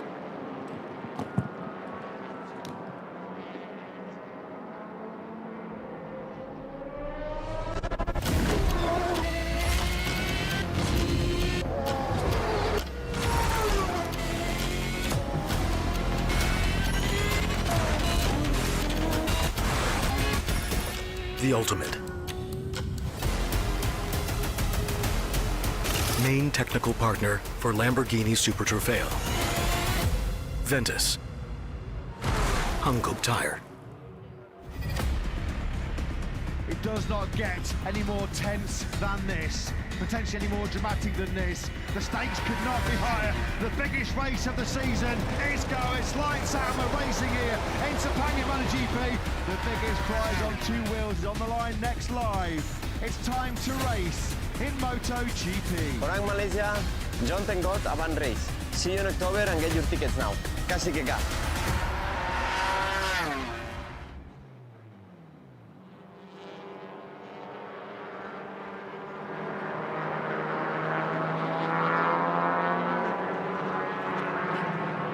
And we are back for the MTCC round 4. Just to get you up to speed of some of the classifications, we currently have a new leader in the MTC category. That is the Sakudo Racing team. Currently topping the standings. And in the MT2 G car number 90 there, Liu Kawai, who I presume is currently in that car, leading the standings, and looks to be over for this car number 1, High Ref, a Dream Chaser, as we see Rahul Rajmaya dejectedly exiting the vehicle. Yep, that looks done and dusted for High Ref, a Dream Chaser. They tried their best to rectify that steering issue. Has not been solved, and it looks to be over, unfortunately, for Rahul Rajmaya and Hayden Haikal. So with that race run for High Ref, a Dream Chaser car number 1, the MTC category, I think, would be blown wide open. We have Lim Yi Chiok, Lau Kian Hang currently topping that category. Daim Hishamuddin, Aaron Hakim in 2nd place. Lai Wee Seng, Leon Koo in 3rd place. Coming into this race, that high rev, a Dream Chaser car, number 100, and the R Engineering are tied on points, so it could be a direct shootout between both those cars. And the MT2G, as you can see, car number 90, Bay Racing, with a marginal advantage over Jonathan Z and Mark Darwin. You can see both our leaders pitting at the same time. That is the strategy that is being employed, to pit and exit at the same time. So, battles all over the track. Yeah, absolutely. It's that part of the race now where things are going to get very interesting indeed.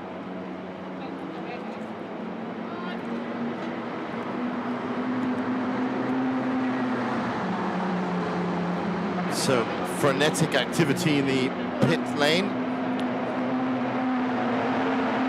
And drivers, as you can see, just ready to get themselves into the cars for what could be their second stint. And a good 24 laps of racing still to go. So as it stands right now in MTC, Sakuda Racing leading the way on 30 laps. High Rev Dream Chaser in second. Taimi Shimura in that car. Liwei Singh in third for R Engineering. And Brandon Ho and his partner for Superpower Lubricants are way back, 14th overall. They're fourth in MTC. For MT2G, it is Soon Chupo, ahead of Johnny Z. And that looks like Johnny Z just getting in the car. So it's actually Mark Darwin that would have started that race.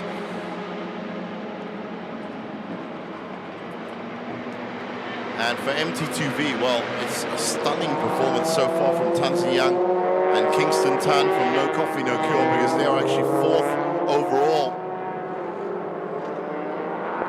So this is battle in MT2V.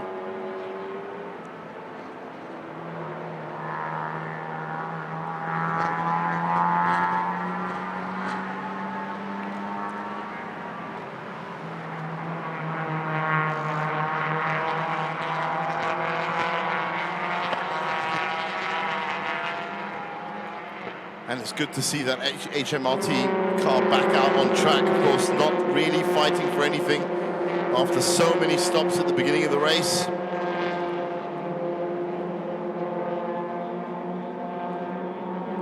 Black and white warning flag for track limits infringement to car number 72. That's Axworks. And that is a very slow car. That's in fact Arworks Rios.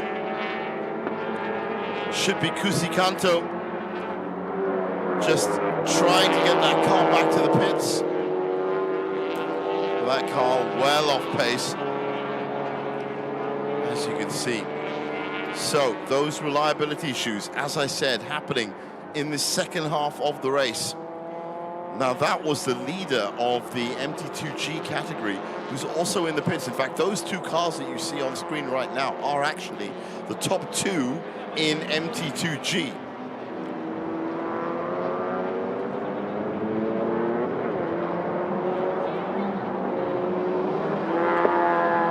Well, Masakiko, Ido, and Kusikanto lasted as long as they could, but they have been coasting, and that car's going even slower now.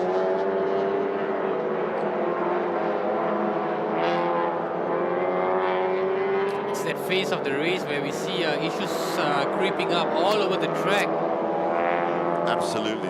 So a quick look back at OPM that are just getting their car to the outlap. Now, interestingly enough, Bay Racing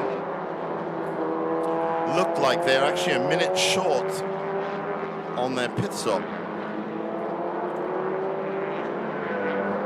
We've clocked them in as doing a 4-minute 02 pit stop. And that, of course, has to be 5 minutes. It's something that Jonathan Z and OPM Light are waiting to complete now. I wonder if that's going to come back and bite Bay Racing. Because that should be 5. Everyone else has done 5. There was one other team, it's also Bay Racing, that did a 4:59. 4:59, yeah. So I wonder if pit stop timings were dealt with in the pre-race briefing, because, well, that number 90 car looks to be a good minute early, and that is going to be trouble. So OPM Light Racing are the car that's going to benefit from that. Let's get down to the pit and let's talk to them.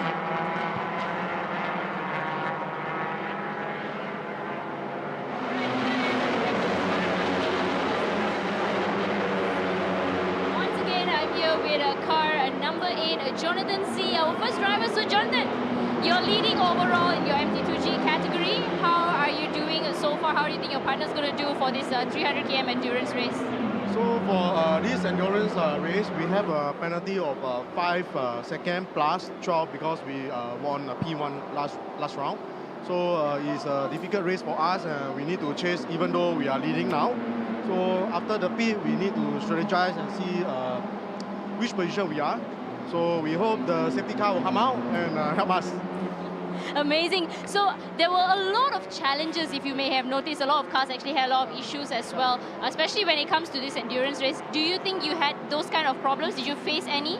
No, we didn't face any because we actually practice weekly and do a lot of trial and error. And we also did MSF 111 lap on the Merdeka day. So we are very confident with the car. So now let's see whether the safety car can help us. Amazing, amazing. And now I'm going to let you go off, and of course, back to you, gents. Let's see if the safety car can help us. It's the first time I'm hearing that. Well, that's actually what that F1 movie was all about, is how you can use these rules. And it's interesting to hear it coming from one of the drivers. But yeah, everything else has been going well for them. Well, I think we're going to be going down to the pit for another interview right now.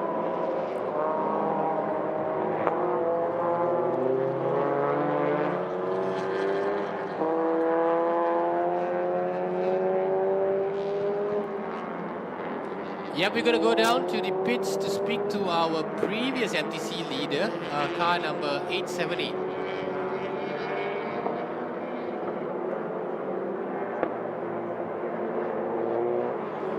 Oh, sorry, no, we're not actually going to be going down for an interview, but that 878 car was in the lead previously for Sakudo Racing and has now lost that lead.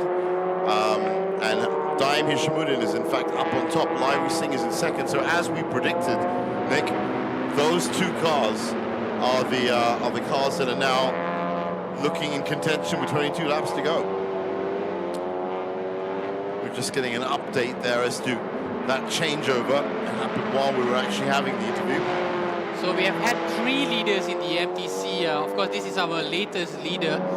Briefly, it was car number 878, Sakudo Racing. And of course, it started off with Hayden. Yeah. So that's Gmon also into the pits, possibly for good. It's the father and daughter combination of Shafiq and Sophia. Sophia, of course, one of the promising upcoming talents.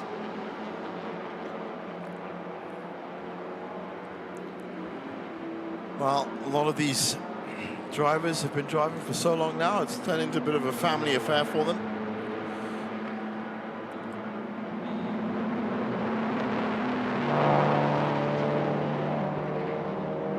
Rahul looked obviously disappointed when he ejected from the car, but I think they gave it their all. They just tried to rectify the problem, took it out, see if it do was much about it. done, and yeah. And they at least went out twice to try and see if it was fixed. But yeah, that car is now well off the classifications and standings. So once again, it is all about Lai Singh or Daim Hishamudin. Both the 100 car and the 39 car, both in exactly the same spot at the start of this round 4. And 30 points for either of them means that it's a shootout win. I want to say Superpower Lab could put themselves in contention. They are, of course, almost 30 seconds behind. Very far away, yeah. But they've done so well No. to claw themselves They back are. up. They're 30 seconds behind and 3 laps. And 3 laps, yeah. So it's about 7 minutes that they're behind. So it's going to take, what, a lot of... we said it earlier, you know, could it happen to Hayden Michael? It could have happened to Royal Rajma, and it did. So there's still a lot more racing to come in this finale. Oh, very much off course there.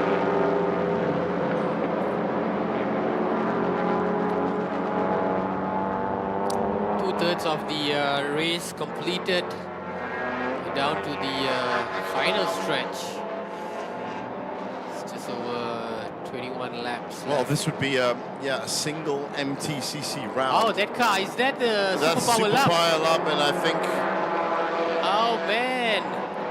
Well, you can add another couple of laps to that calculation that you were making there, Nick, because that car is now... I said I don't think it's going to be challenging. It'll be an effort and a feat just to finish at this rate. Certainly not looking like it's going anywhere at all. Yeah, it looks like engine problems. See a lot of smoke coming out. Smoke coming off the front, yeah. Could be an overheating problem, which has been the common problems faced by a lot of these cars. It's been a hot day, no doubt. Been a hot day. So the end of the road for one of the... So we're going to go down to the pits now and talk to someone from Sakuda Racing. It's going to be Adam Mikhail.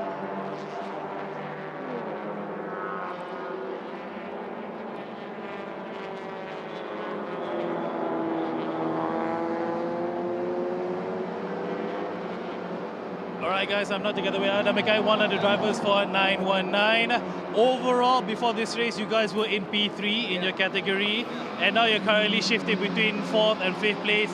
Obviously, the chance is still there for you to better yourselves in the overall championship.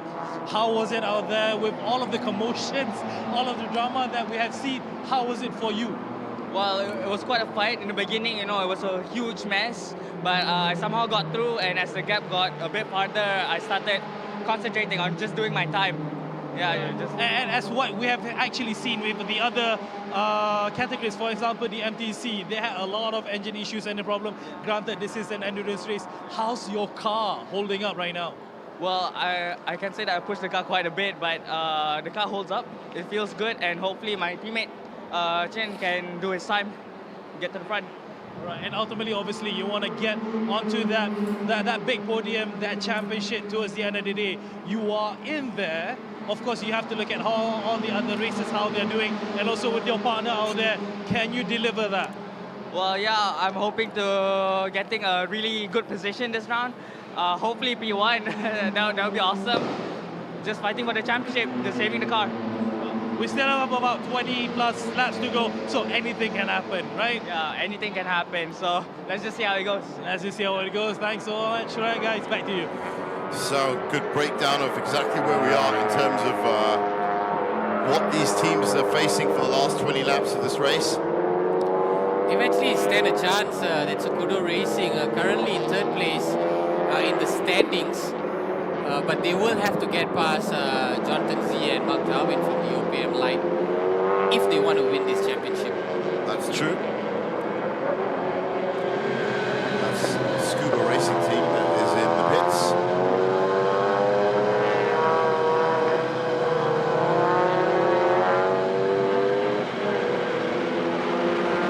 Quick can we in the other OPM light Scuba Racing team car.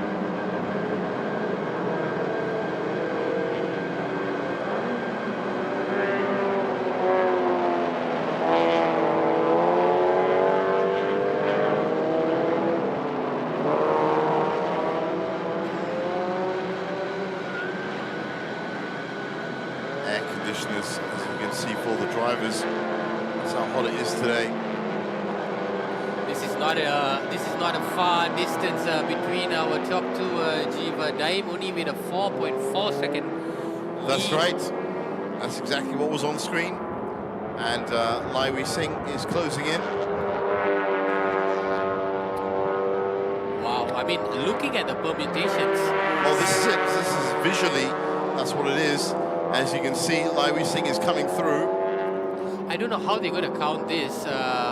Yeah, of course, this is a straight shootout because both teams are At 9 points. yeah. So the winner will take the championship, overall championship. Yeah, that's it. So either this orange car or that gold car. But whoever wins the next 19 laps is going to be the MTC champion for the season. Snatching it at the death, we might add.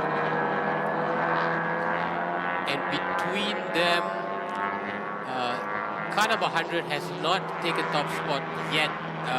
Lai Wei Sing and Leon Koo have been top of the podium twice. So we've seen in terms of past performance where they should be.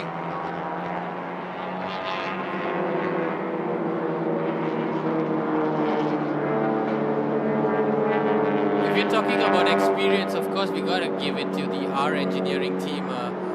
Yeah, for sure. But Aaron Hakim and Daim Shamuddin have been,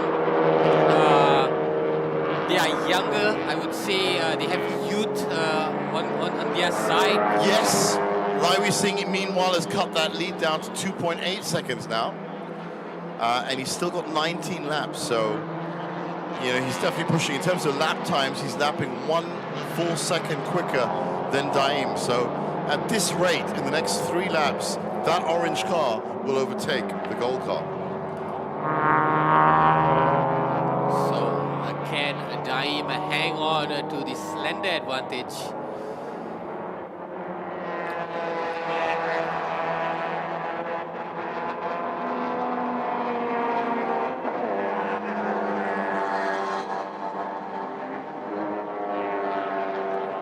Lai Wei Sing, owner of the R engineering team, has been in this situation countless times before on the last day of the season.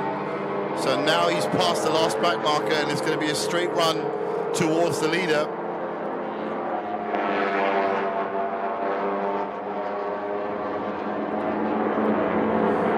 This lap time as they cross the line. Oh, he's coming to the pits. Lai Wei Sing is into the pits for our engineering. For the second pit stop, no doubt. Yeah, indeed, coming in early. That's a good ploy.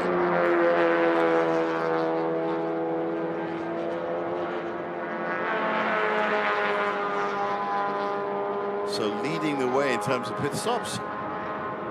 And this will mean that Leon Koo is going to get back into the car for his second stint. Wait a second, they've come straight through the pits. I think that was oh, that's a penalty. That's a penalty, yeah. They just ran a drive-through penalty. So that's got to set them back, and it has set them back. But not by much. They still can't do this. Yeah, it's only 7.8 seconds behind Daim.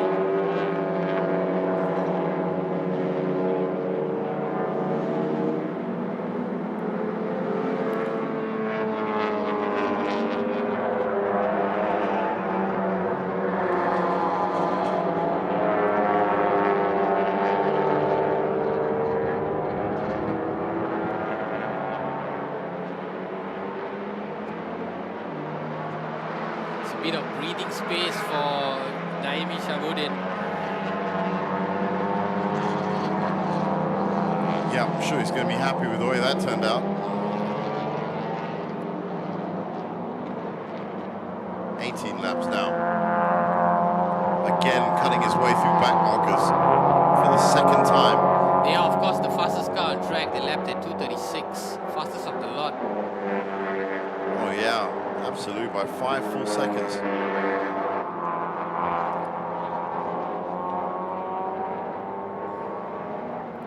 1:36 is actually one of the more competitive lap times because we've seen if not the most. Yeah, a lot of them have dropped off in terms of their lap timings.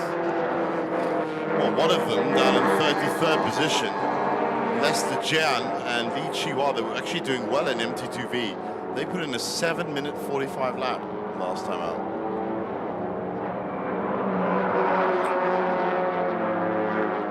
So that is Brendan Paul now, behind the wheel of that 19 DV Motorsport car.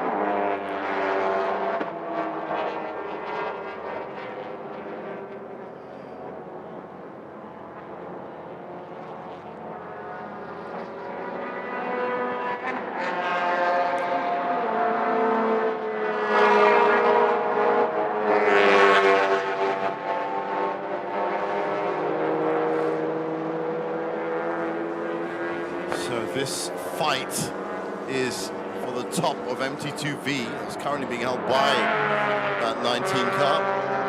And it's that Tanzi Yang, who of course has been in the lead of this category for most of the race, still looking to regain that lead. He might have it here.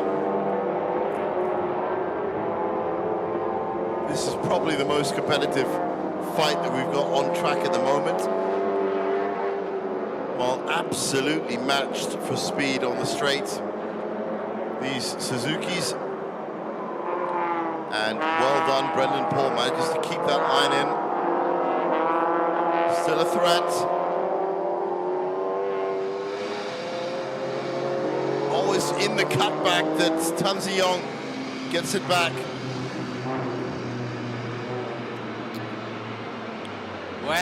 Well, this is car number 24, Niza Racing. Yeah, they were leading at one point. They were, and they are also in second place in the overall standings. So, this setback has probably given Adam Mikal and Ng Chon Chin an opportunity to have a peek at the MT2G championship.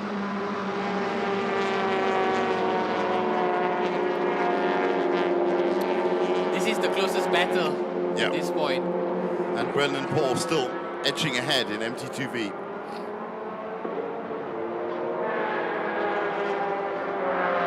Now hold on a minute, because I know that Tanzi Yang and Kingston Tan it should be now, were close. Let me just check some of the other numbers on these cars.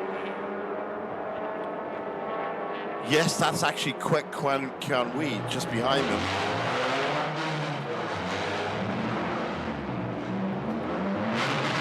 Nothing much Adi Rahimi can do, but just sit and wait. Just hope for the best outcome. Need to get that car back out there.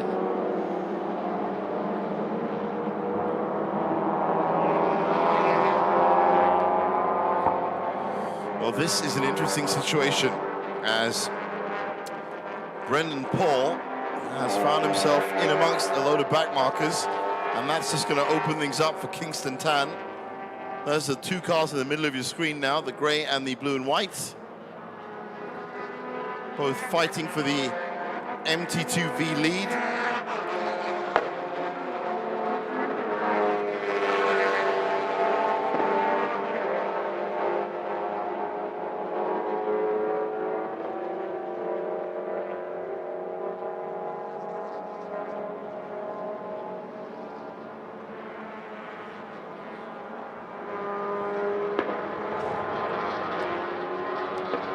Well, one of them's come in. That's no coffee, no cure. So Brendan Paul will hang on to that MT2V lead, as this, I'm sure, is a scheduled pit stop for the 888 car.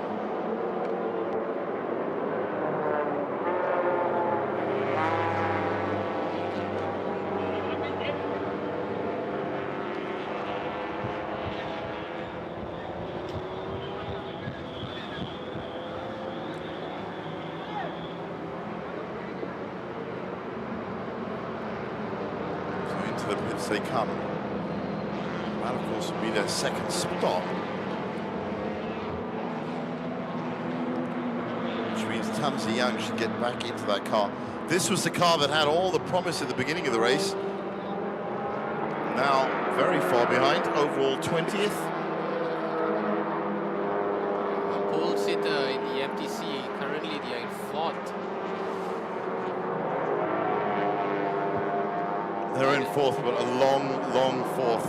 I mean, A full 2 minutes behind. yeah, a full 2 minutes and a lot of laps.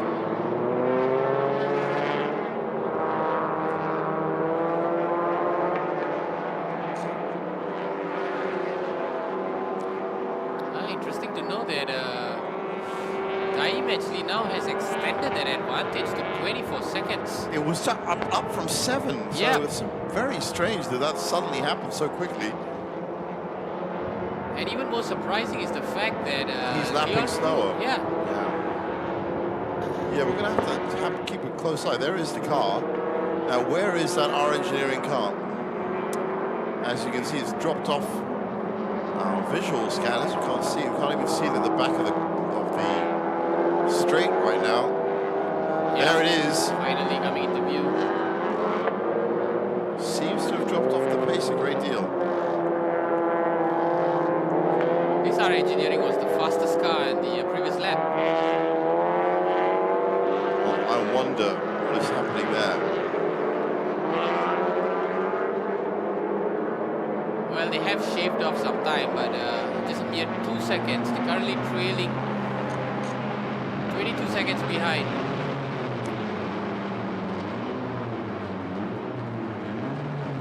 There is some gap to close, Jeev, as we come into the final 15 laps. Yeah, it's massive. Right now, it looks like Daim Ishmuddin is going to be on a clean straight all the way to the finish line.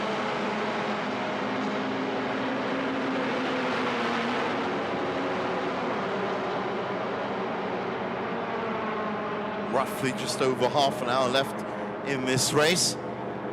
15 laps at about 2 minutes, 2:30.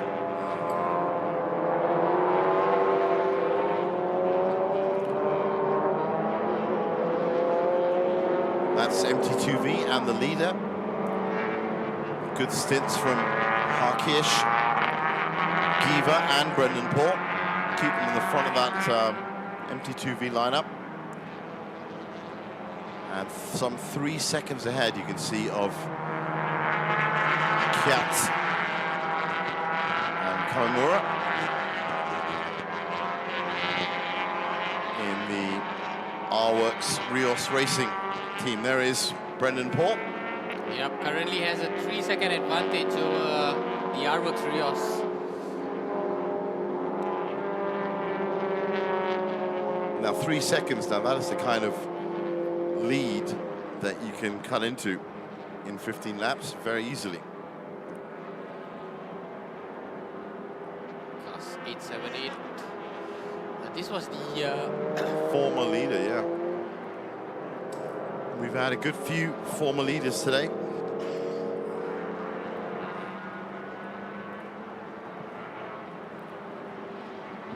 shortest stint as leaders, car 878.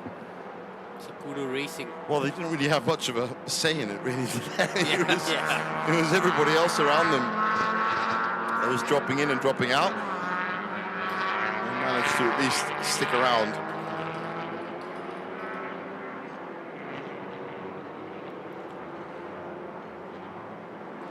So that 878 car is now 2 laps down from the leaders. And right now, as we said earlier, if Daim Hishamuddin wins it in the 100 high rev group chaser, or if Leon Koo wins it, or Lai Wei Sing wins it, for R Engineering, the number 39 car, either of those cars will claim the title. Yep, both teams tied on points, 73 points coming into this round.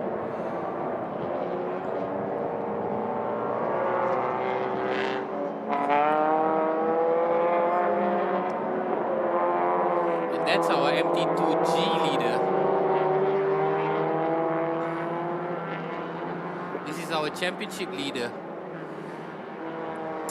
I think if Jonathan G and Mark Darwin can just hold on to this position, they would clinch the MT2G championship. certainly looking likely.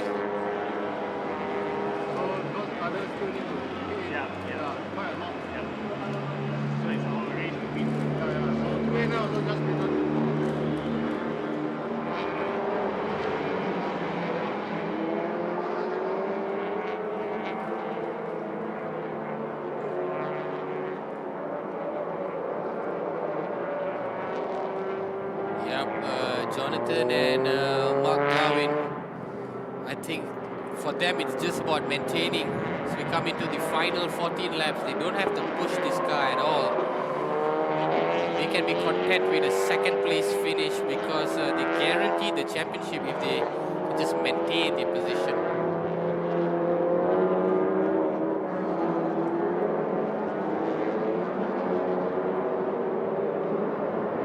Certainly a nice position to be in if all you have to do is maintain.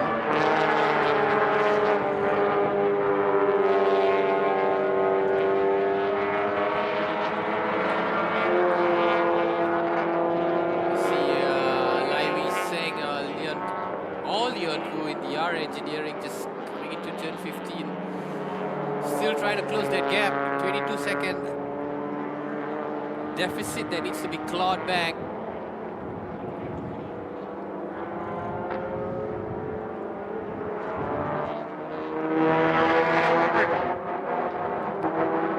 Oh, and they have come into pit. That our engineering car has come into pit. So Daim is out there by himself. Yeah, again, I think there might be a bit of an issue with that our engineering car. Now, the second time it came in was, of course, for the drive-through penalty. But with 13 laps to go and a 28-second lead, this is now getting into the territory of its high rev dream chasers to lose.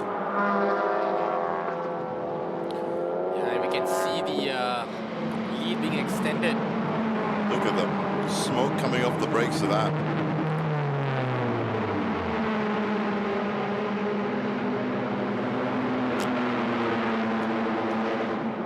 Well, it looks like it's refueling. Yeah. Looks like a scheduled pit. Yeah, it might just be the second pit stop.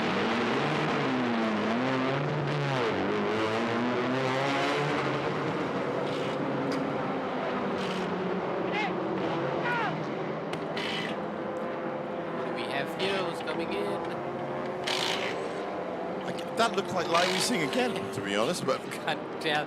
They're just fully covered. Usually we can make it out by the names on their, on their suits.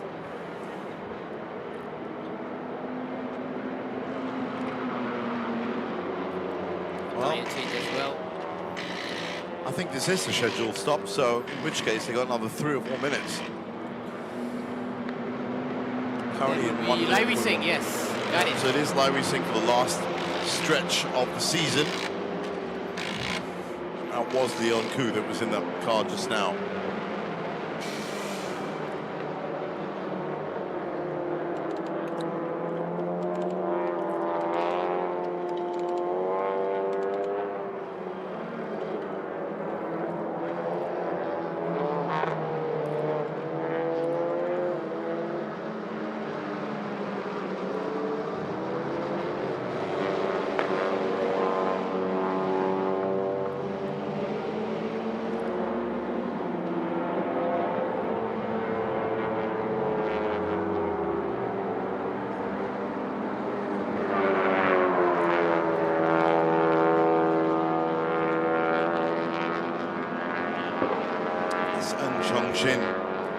Out on his outlap.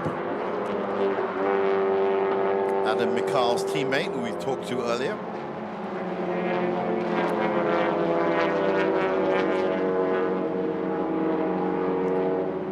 There's that Sakuda Racing car.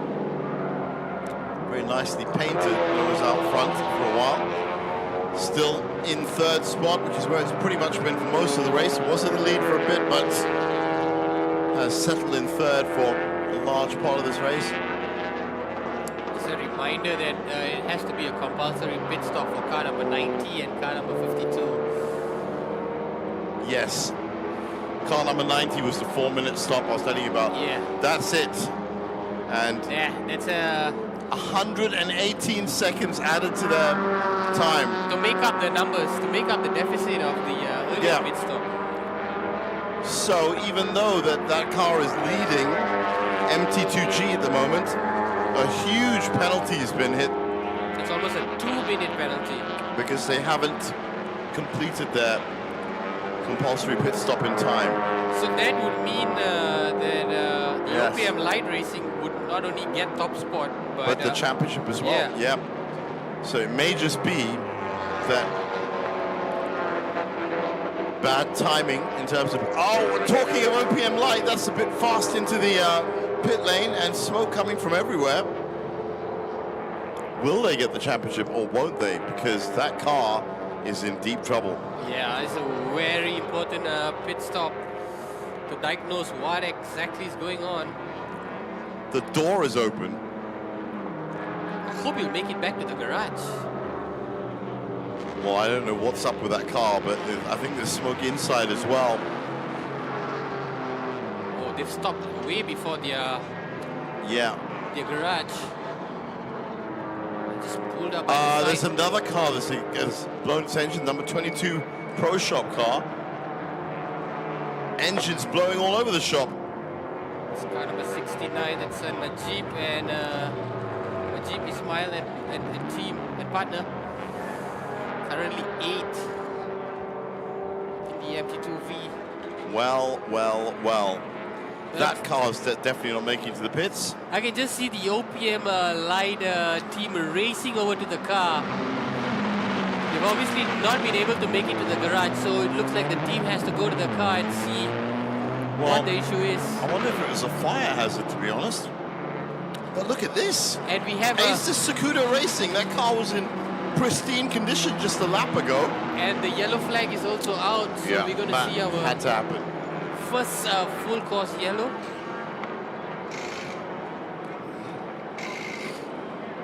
Wow, so many things happening all at once.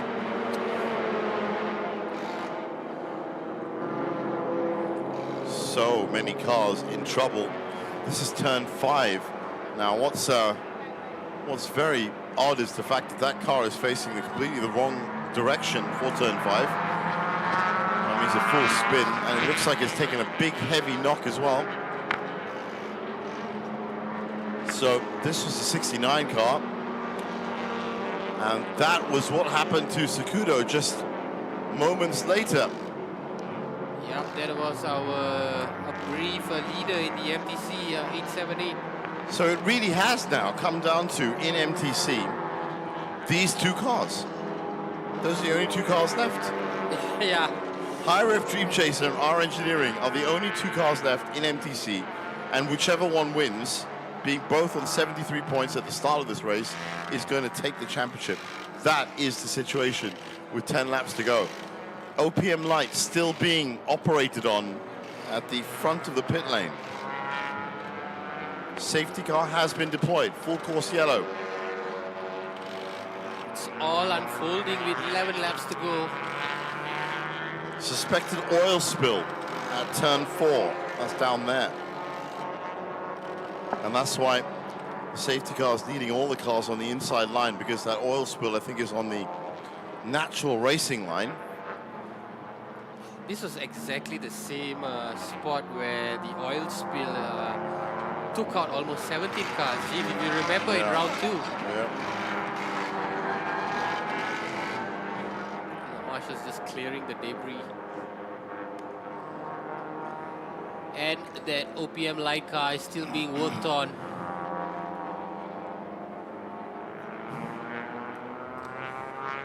You just get a glimpse from where we are seated in the commentary box. It's a whole bunch of mechanics on that car.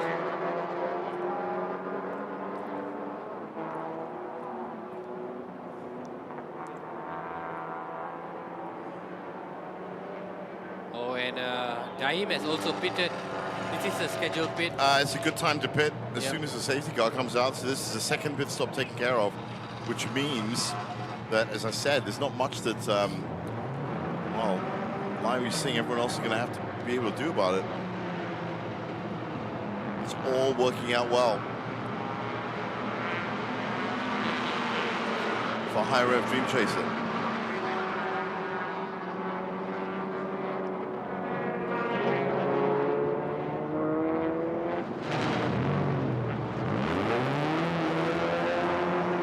It is a compulsory 5-minute pit, so regardless if they've completed, they still have to remain. Perfect time. Perfect time for him to come in. Yeah. 1 lap ahead of everybody else. And 45 seconds left to wait on his second pit stop. Our engineering, by the way, have completed their second 5-minute pit stop, so it is really a 10-lap shootout now between both of them, should the safety car come in at the end of this lap.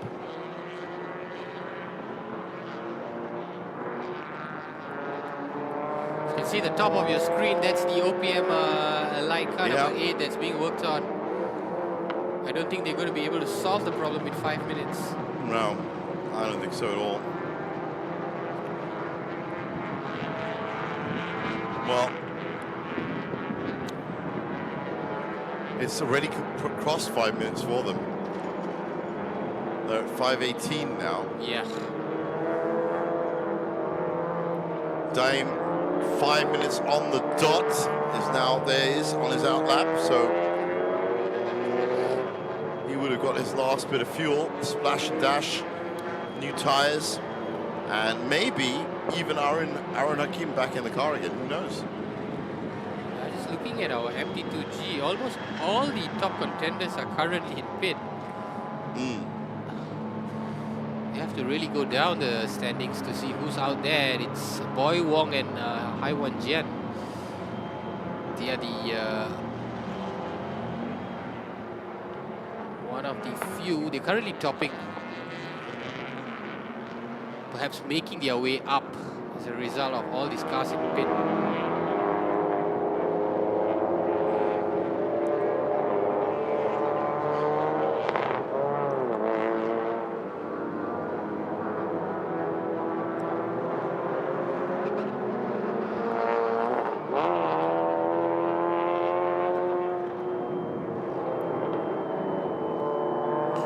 Well, high drama indeed in the last stages of this round 4 300-kilometer race for MTCC.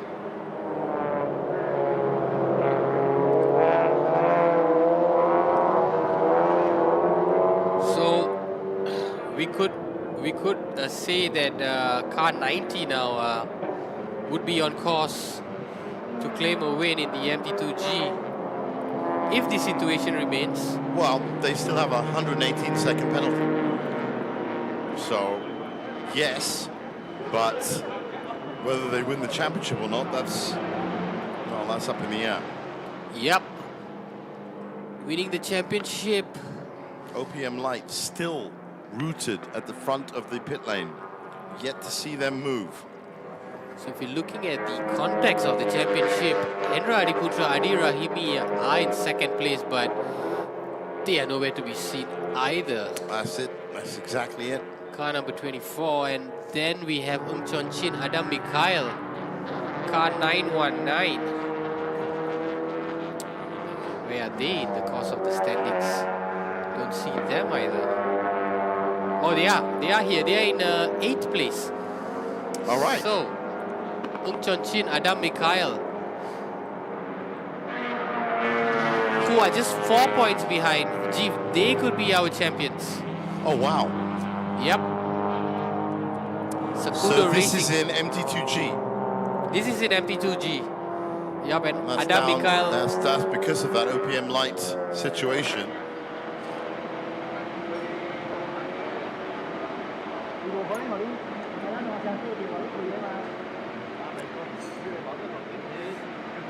Dream Chaser, of course, still on course for the championship win. Looking a lot happier now after that Hayden Heikel, Rahul Rajwaya situation earlier. Yeah, man, I think it's Aaron Hakim who's probably back on the wheel. Yeah, I think so. behind the wheel.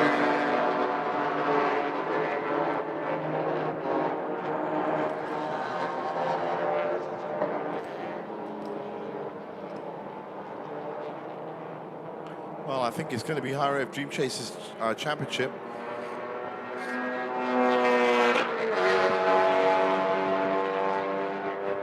That was the car that was leading for so long. Ran into a lot of troubles. They tried to get it fixed over the space of maybe 3 or 4 laps. Never worked out for them.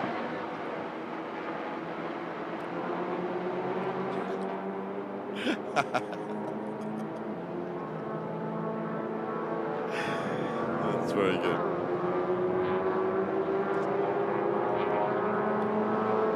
And so for a lot of those cars which are out of contention, the next race that they would be able to look forward to is the end of November, which is the S1K. Yeah.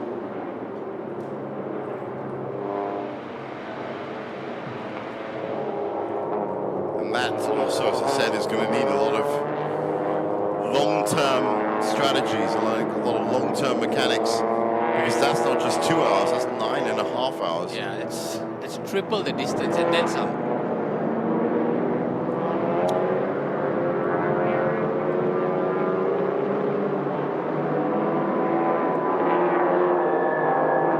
I think that OPM light car number 8 has been finally wheeled into the garage. Well, it's strange that Johnny Z was waiting for a safety car, and when the safety car turned up was when their car actually stopped running. The irony in that.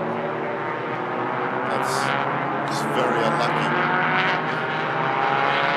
Confirmation of that yellow flag.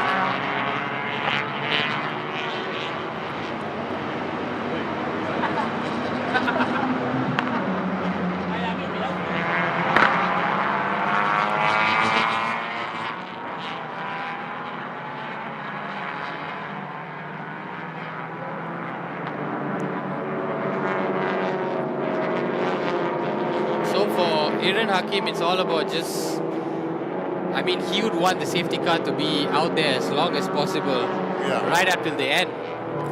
Well, if it could happen, yeah, that would be ideal for him, because you can't overtake on a safety car, which means no matter how close anyone gets, you're still going to maintain position. His position is that he's actually 1 full lap ahead of our engineering, so it's going to be very, very, very difficult for Lai Wei Sing now to try and get the championship from here.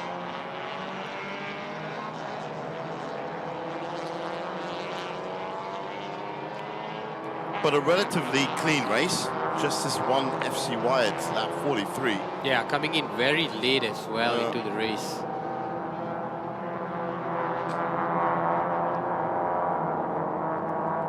There's the safety car, making sure they're all at the right speed.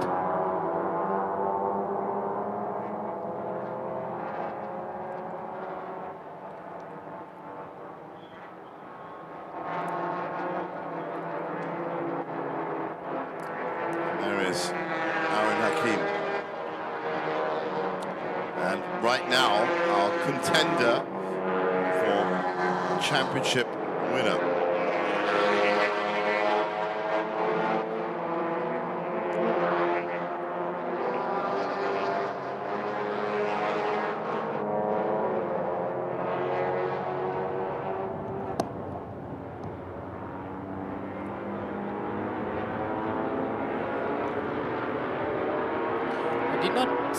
Such a big oil spill that happened earlier, but it seems like the safety car has been out there for quite some time. It was an oil spill on the racing line, so that's why they have to really look into it. But it looks like we're going to go for another lap of yellow. But that's the thing, if it's on the racing line, you know, the cars have actually been asked to keep on the right-hand side because their natural line would be directly onto the oil spill. So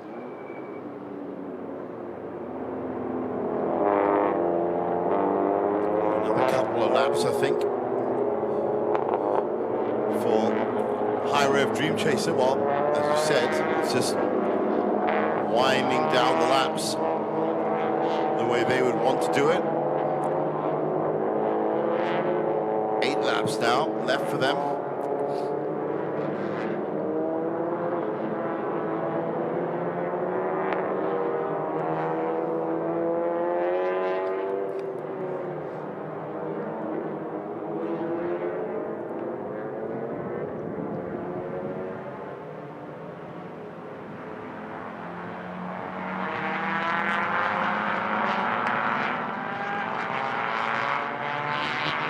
Yep, so if these positions remain until the end of the race, then we would see Daim and Aaron being crowned MTC champions.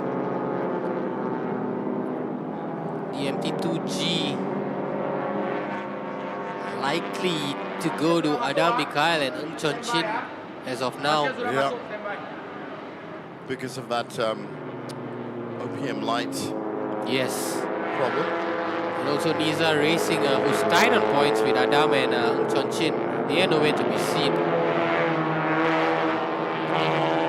In the MT2V, currently it's topped by Li Qihua and Lester Lian.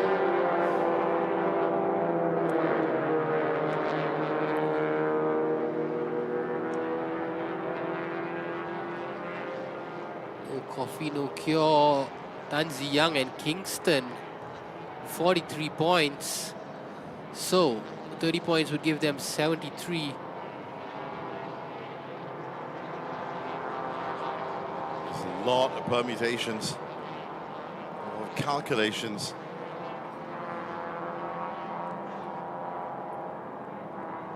But Aaron Hakim right now with the High Rev Dream Chaser team just idling his car around the track.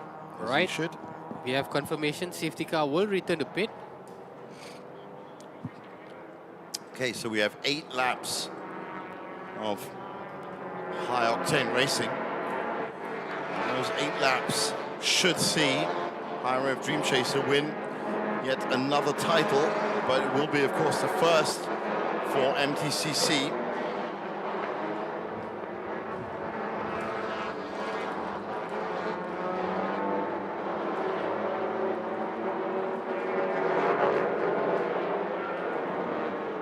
Yes, we are back green. Safety car has peeled off. And so what will the final 8 laps have in store for 3 categories? Nothing is done and dusted.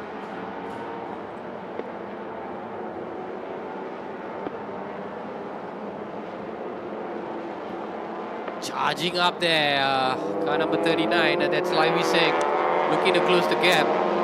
I agree that nothing is done and dusted, but I do also admit that the dustpan and brush is out and the polishing cloth. For this car.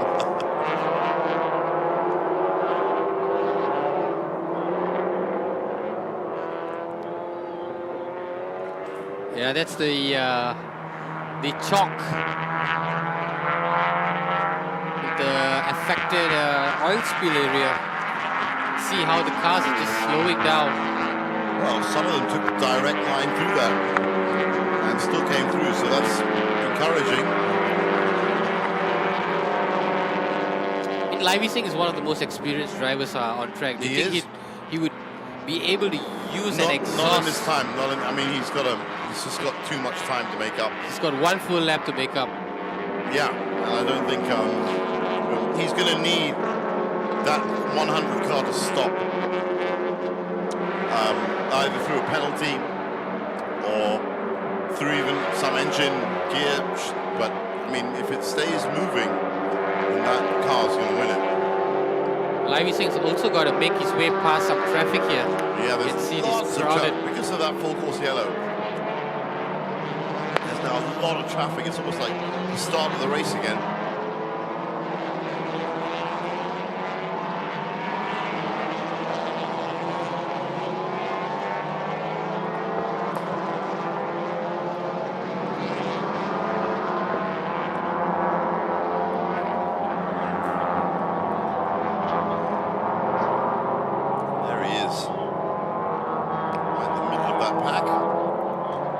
If car number 100 manages to get past the finish line, Jeff. It will be their first victory for this season. And what a time to get it. What an amazing time to get it. Yeah. And what a way it would be to clinch it as well. They were helped with a lot of luck. It has to be said, it hasn't been all-out pace. But doing well so far. There he is, right in the middle of your screen, flashing his lights. Aaron Hakim.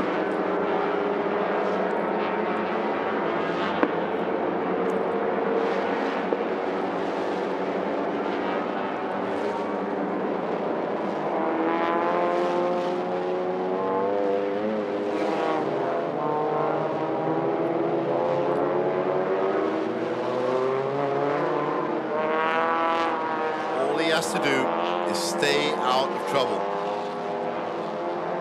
and hope that trouble stays away from him. Once again, coming up to turn 4, that's a very safe and cautious line from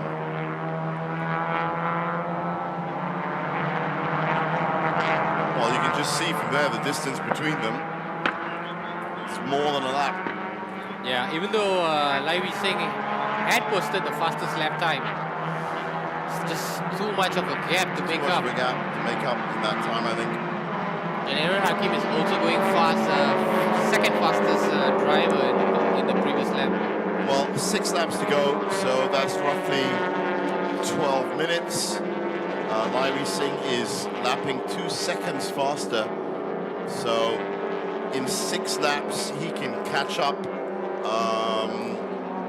12 seconds at this rate. So yeah, there's no way. Unless that 100 car stops dead somewhere for at least half a minute, maybe even a minute, then they've got a chance. But they're out of pit stops, they're out of full course yellows, and very soon they're going to be out of time.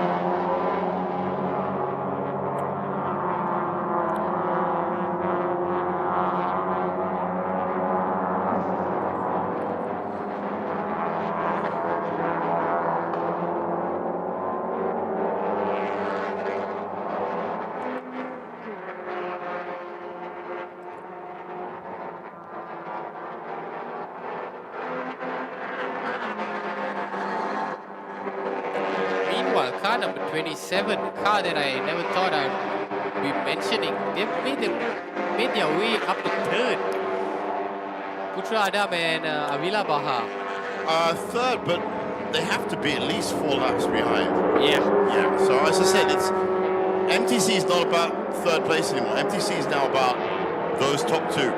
But to get a podium, you're right. Yeah, to get a podium, I think such an amazing achievement, because they were taken out early on.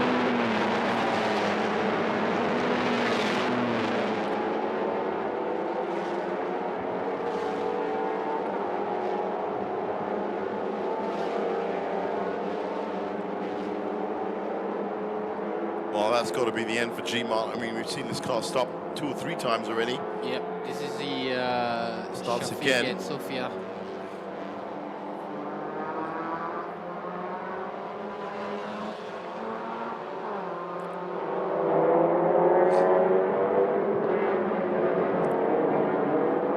So still in the top 3, no coffee, no cure.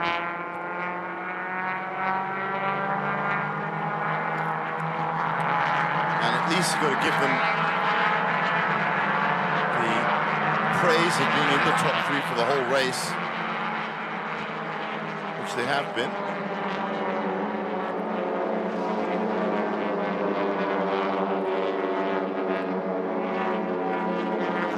It says on our computers that Kingston Town and No Coffee No Cure are actually leading MT2V.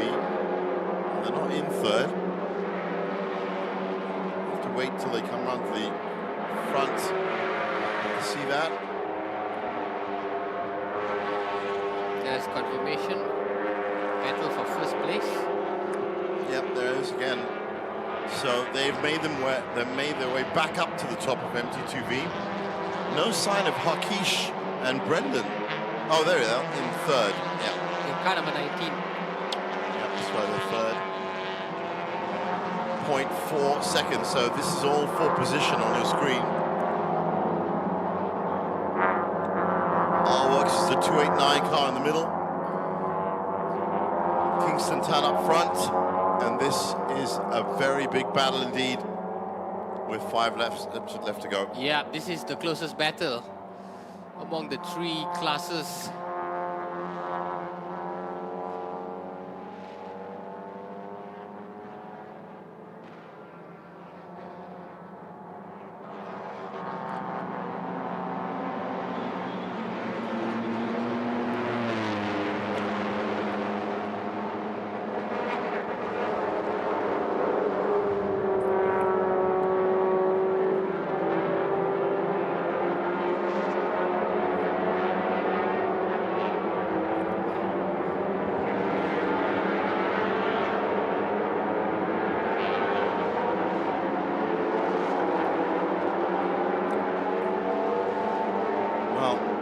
Car used to lead MT2G.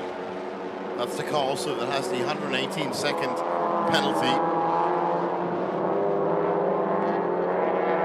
They're currently in third overall.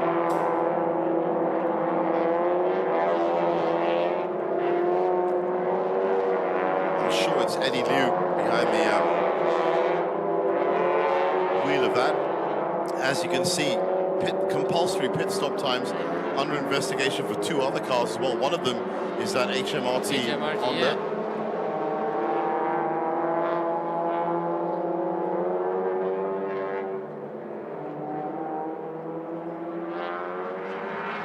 A lot of the teams, a lot of the drivers that we thought were going to coast to a win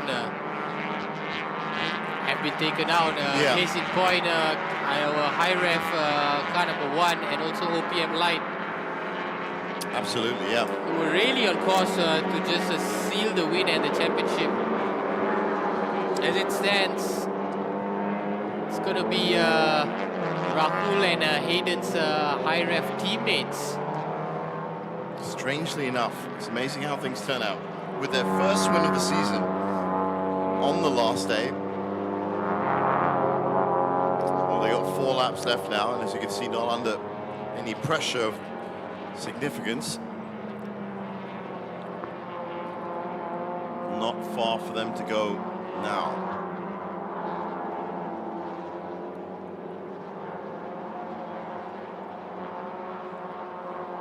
Yep, still one of the fastest cars on track. Oh, it has been extremely reliable. Currently, it's Lai Wei Sing again. That's 236, 235 in fact just now. But this car has been averaging about a 236, 237. That's the 27 HMRT that's been slapped with a penalty. But that hasn't been the only problem it's had.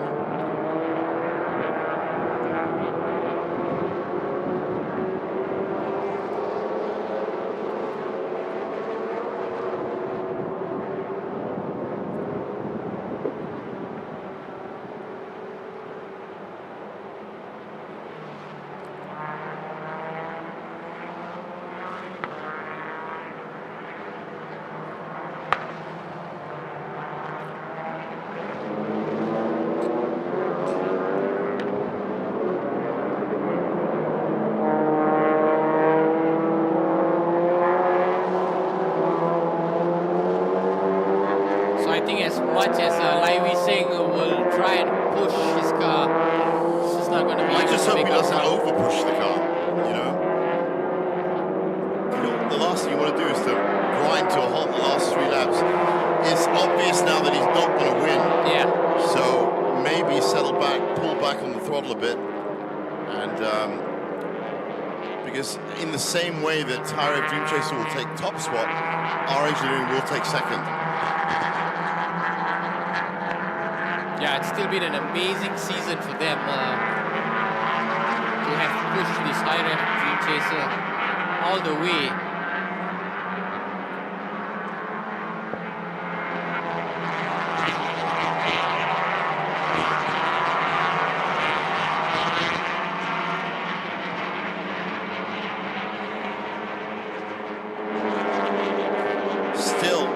fighting it out till the end.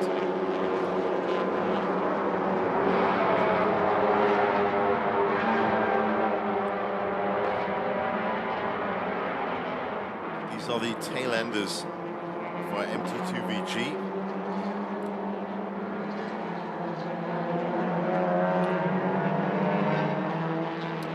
The closest battle has been happening in the MT2V. No coffee, no cure. Car number 888 currently with a 2-second advantage over DV Motorsport.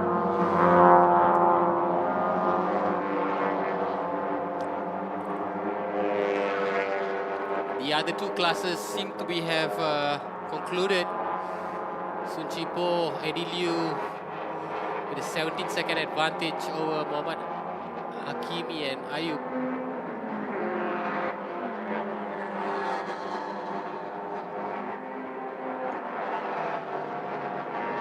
And of course, currently Aaron Hakim over 2 minutes. Advantage. Exactly. 2 minutes, 11 seconds. So it's almost an entire lap. All they're going to do is nurse that car around now. 2:37. That's interesting. That's the kind of penalty which can really help our engineering. Yeah, and so I think that whatever we're going to see after this will not be the official results, because there'll be a lot of permutations to calculate cars that have overtook under the... Well, I mean, if it's close enough. I mean, right now, High Rev Dream Chaser are going to win, there's no doubt about it.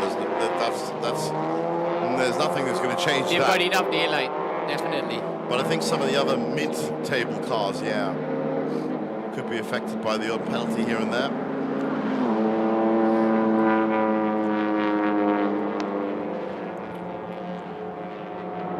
OPM Light, what happened to them? They're still in pit. Oh, wow. Yep. Well, they're not at the end of the pit lane anymore. They have at least moved. Yes, their car's been moved. This is good. 2 laps left for this car. 10 kilometers.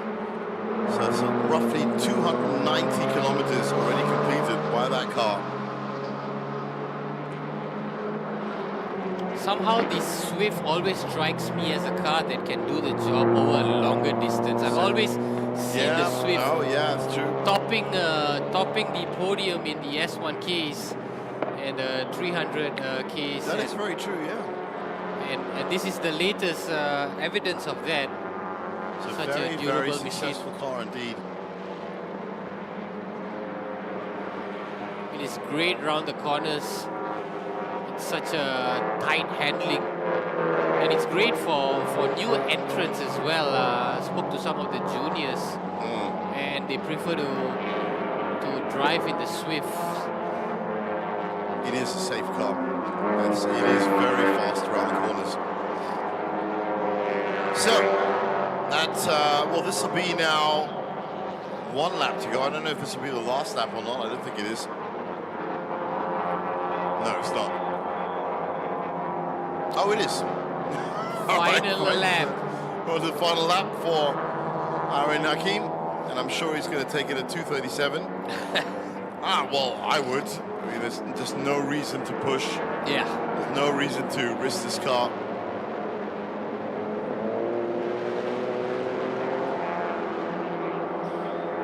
That's our current leader in the MT2G, the Bay Racing team, with a 20-second advantage. 20 seconds. Remember though, 118 seconds are going to be taken from their time. So they are still not out of the woods yet.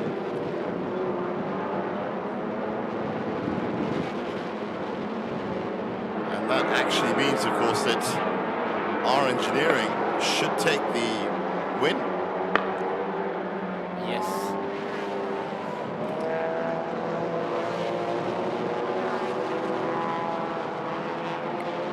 So, last lap, and this looks like turn 14.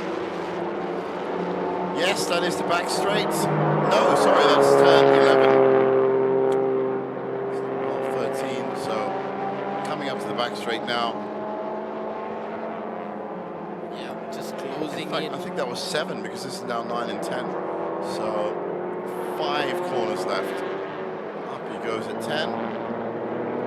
Yeah. So this is 11. Well, there was some debris earlier on. That's 12.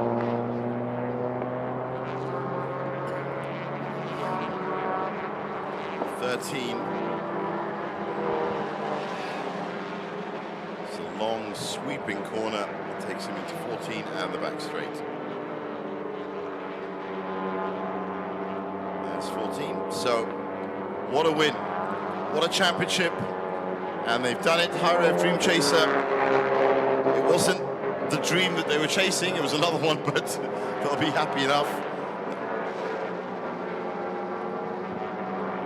Daim Hishamuddin put in a great stint. Aaron Hakim, who we suspect is the driver behind the wheel right now, is going to claim the victory, not only for round 4, but for the championship itself. There's the checkered flag, and High Rev Dream Chaser take the MTC category for 2025. Yeah, such a consistent performance, this duo. Starting off the season in 2nd place, and then over round 2 and round 3, they were still on the podium in a 3rd spot, but completing the season in top spot, and crucially claiming the championship, nicking it from teammates. Yeah. Hayden and Rahul. So, Bay Racing comes in to take the checkered flag for MT2G, but remember that's going to come with a 118-second penalty.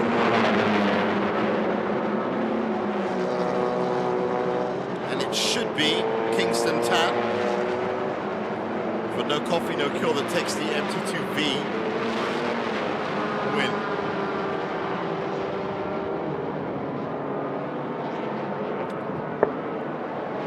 And that's it, the number 888 car. And there you go, our 3 winners for MTC, MT2G, and MT2V.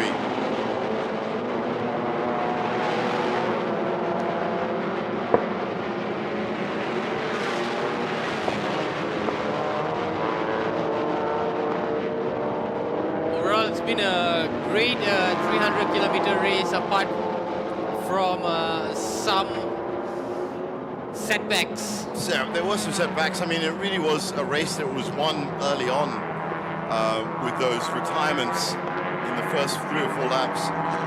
That really set the tone for it all.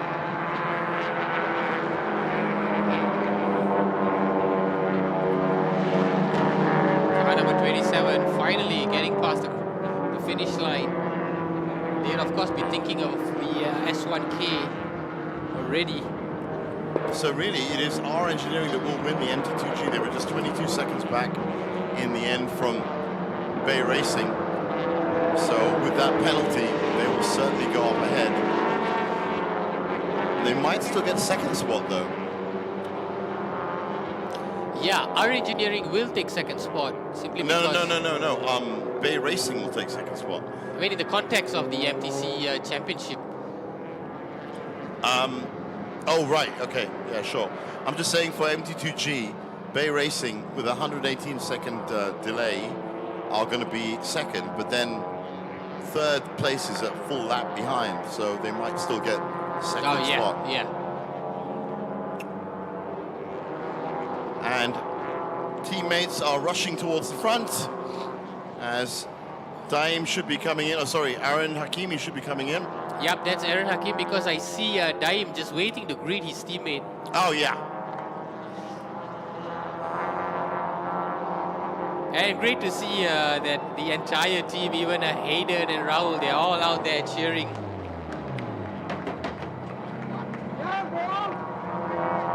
Yeah, that's certainly...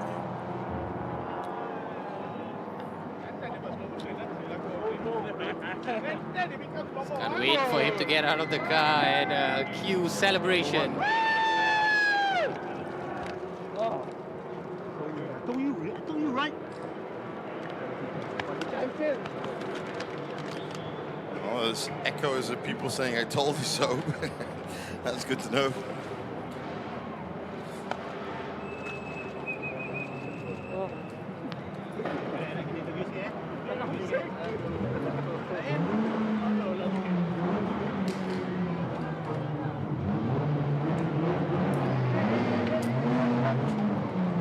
I think Irene is preparing to speak to Aaron Hakim.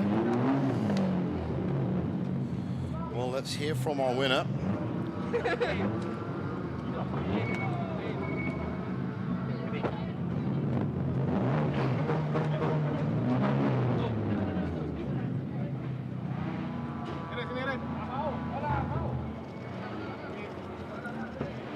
Well, that is well done.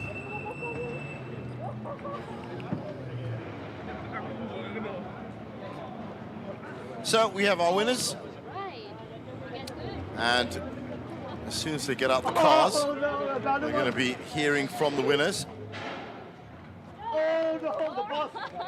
All right, here we are with our MTC winners for our round 4 category 300 km endurance race. How are you guys feeling? Congratulations!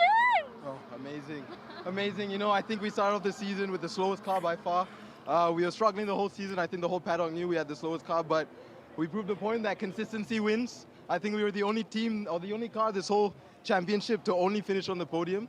And, you know, together, we proved we make a fantastic team. Our first win and the most important one for us. Yes, definitely. And to the fact that it's actually the last race of the season as well, I think you guys made an amazing winner. How do you feel actually? Like, you know, you finished the race as well. How do you feel?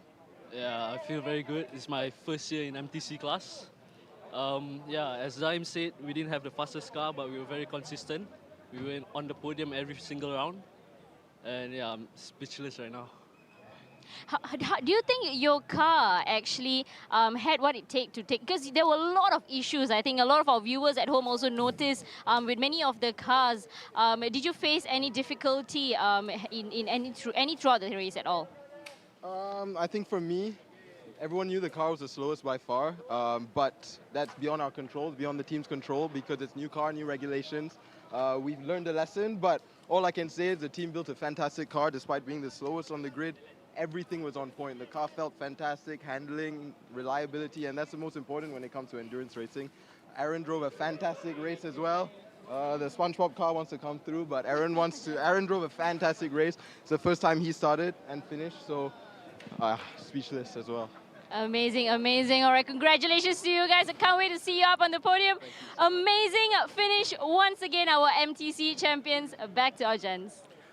Well, thanks for that, Arena. And that really, as I said, just highlights the fact that you just need a good team around you. These are the results in the end. A great win, the first win for the season. High Rev, Dream Chaser, and Daim and Aaron. Laiwi Singh and Leon Koo did in fact finish second. Putra Adam and Avir Baha with a fantastic third place.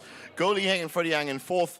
Lim Ee Chuk and Lo Kian Hang in fifth. Brandon Hu and Khalid Adam in sixth. And Hayden Heikel and Rahul Raj, because of that DNF, 28 laps back in seventh. And in the MT2G, Sun Chipo, Liu Kawai doing well to finish in top spot. Hakimi and Ayub in second place. Haiwan Jian and Boy Wong in third place. Ng Chon Chin, Adam Mikal in fourth. Fifth is Lin Guang Yu. Ronnie Risman in sixth. Gilbert Ang in seventh. Piece of Fun Baron Lim in eighth. Chan Kaping in ninth. So Chi Siang, Ong Wee Sen in 10th.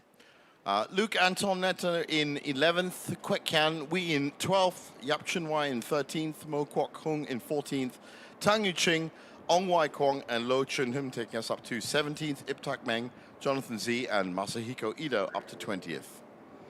Oh Yon Long in 21st, Hendra Adiputra Adi Rahimi, unfortunate for them, they finished in 22nd, Lamzi Siong in 23rd, Aman Aktif in 24th. So looking at MT2V, Tanzi Yang in the end did win for No Coffee No Cure. Chong Kiat Wai in second, Hakish Giva in third, Takahashi Oi in fourth, Terence Lee and Mohammed Hafiz in fifth, Lee Chiwa in sixth, Mark Chu Shin in seventh, Lo Jiaji in eighth, Jonathan Lee in ninth, and Shafiq Shamsuddin in 10th. And completing the final three is Shanmungan Nathan, Mohammad Najib Ismail, and Stuart and Charlie Hine. So there are the finishing results, but as I said, they might be subject to change, as do some of the penalties that are still ongoing. So looking back at the day, well, it all started off with a lot of hope and dreams, and clean starts for all the classes. This was MTC to start off with. Immediately, Hayden Heikel and High Rev Dream Chaser taking the lead. This was the MT2 G and V start. That was a lot bigger, but still, everyone came through pretty squarely. Now, it was that #1 High Rev Dream Chaser car that really ruled the roost, including, of course, that #3 Superpower Papaya car, but then very quickly, cars started falling. Tedco Racing fell, Superpower Papaya fell, and there were some big battles happening, as you can see in MT2G. This was the last corner for Hayden Heikel before he came into the pits. That was where the steering issue turned up for that High Rev Dream Chaser car. That would affect that car for the rest of the race, and in fact, it would not even finish up at the top for the rest of that. So all focus then, this was about midway through the race. That was also when the #3 car would bite the dust, and that left just 2 cars left in MTC. This was the big oil spill up at turn 4. Sakuda Racing responsible for that. That led to the only full course yellow on lap 43. And in the end, it would be this High Rev Dream Chaser 100 car, the most consistent car throughout the season, that has come through and wins not only the championship round, but the championship title itself.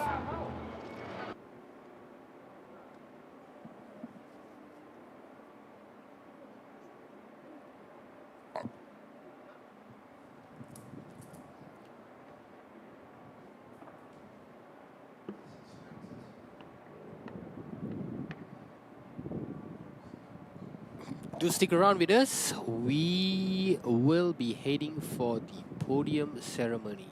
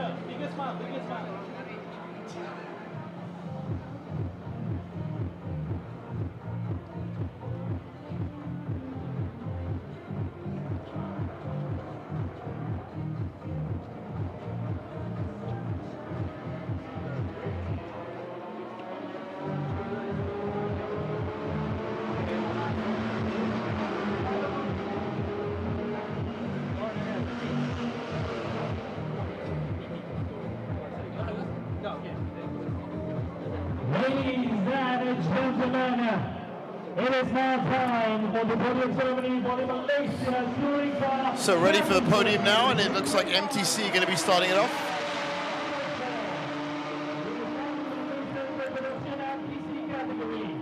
In third place, car number 27, Honda Malaysia Racing Team, Putra Avila Bahar. Certainly did put in a good performance to get to the third spot. Did not seem likely Kind at of all. problems, The yeah. start. Kind of problems that they had. Props to them. Our engineering from Lai Wee Sing. Reliable in the end.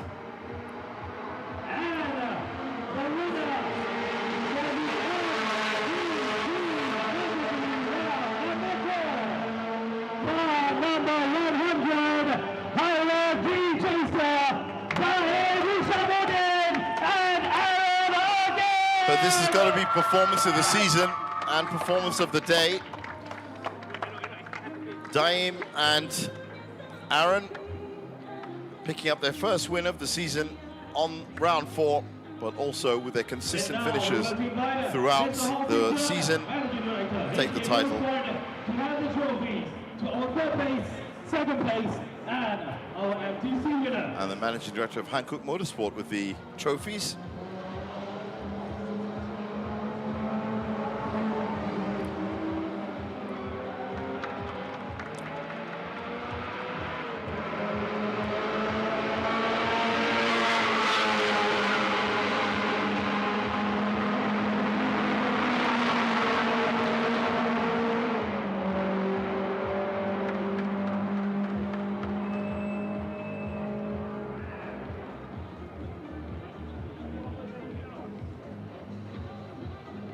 And now we're going to invite our presenter together with our winners for a group photo.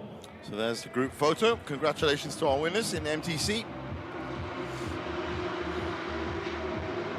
Thank you, Mr. John. And now just the winners on top of the podium. 1, 2, and 3.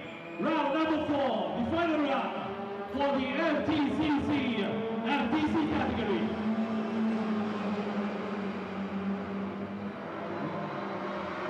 Thank you, congratulations,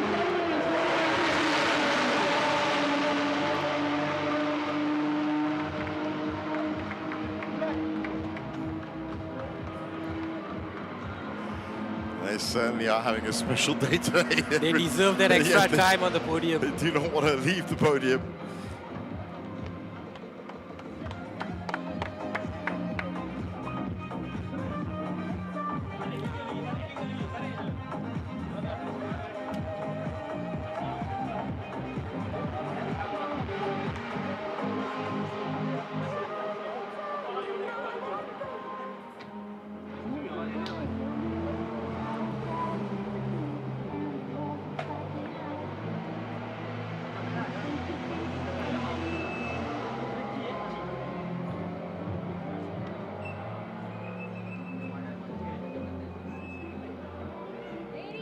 So this will be the MT2G category coming up next.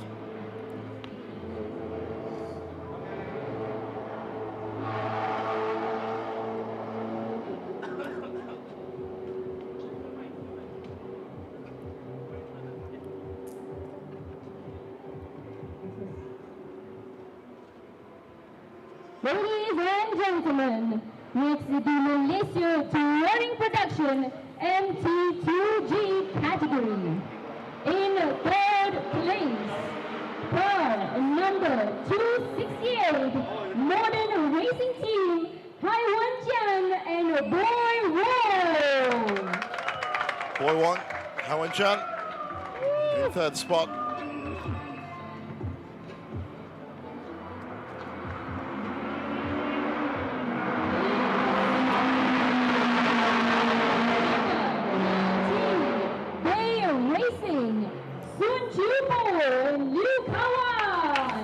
Well, so that penalty was already administered, and Bay Racing actually got the checkered flag on the second spot of the podium. All because of that 1 minute. Got to keep your compulsory pit stop times. Car number 131, R Engineering, Mohamed Hakimi and Ayub Alamgir. The car that benefited from that penalty, R Engineering takes the win in MT2G. So it's a second spot in MTC and a win in MT2G. And already, Nick, you can see how they balloon up these wins. Yeah. They were third place when we had announced the names earlier, but because of the penalty. General Manager Operations at SIC with the trophies.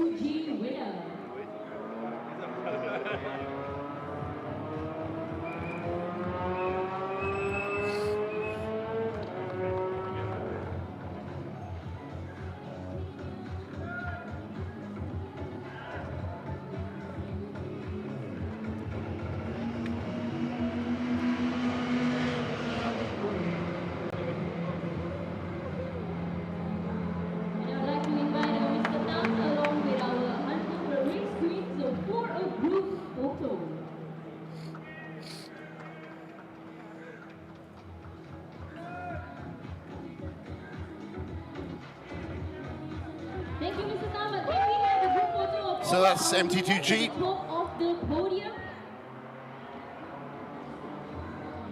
Ladies and gentlemen, your winners for the MT2G category, Racing Trophies, Kamal Cameron.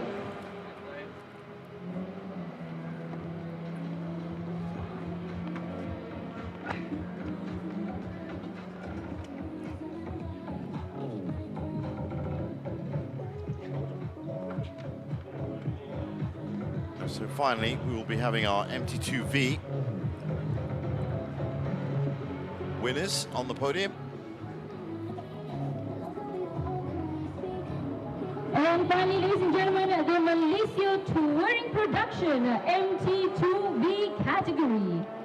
In third place, car number 19, DV Motorsport, Harkish Giva and Brendan Paul.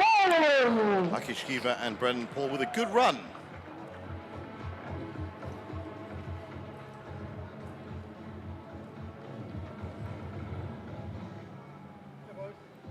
In second place, car number 289, Artworks Race Racing, Chong Kiat Wai and Yuta Kamimura.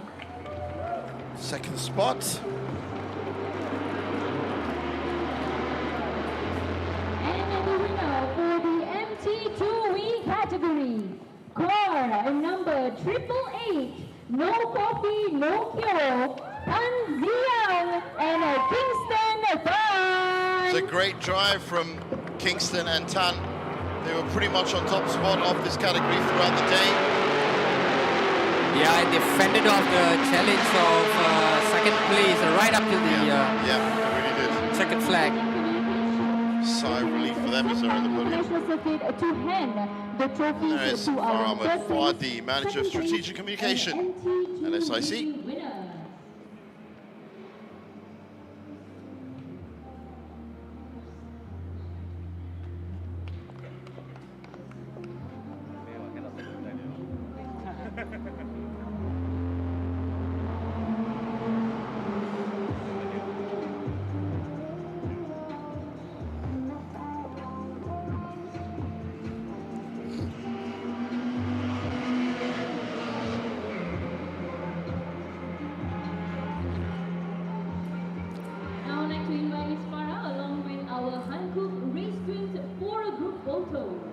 So group photo for the winners.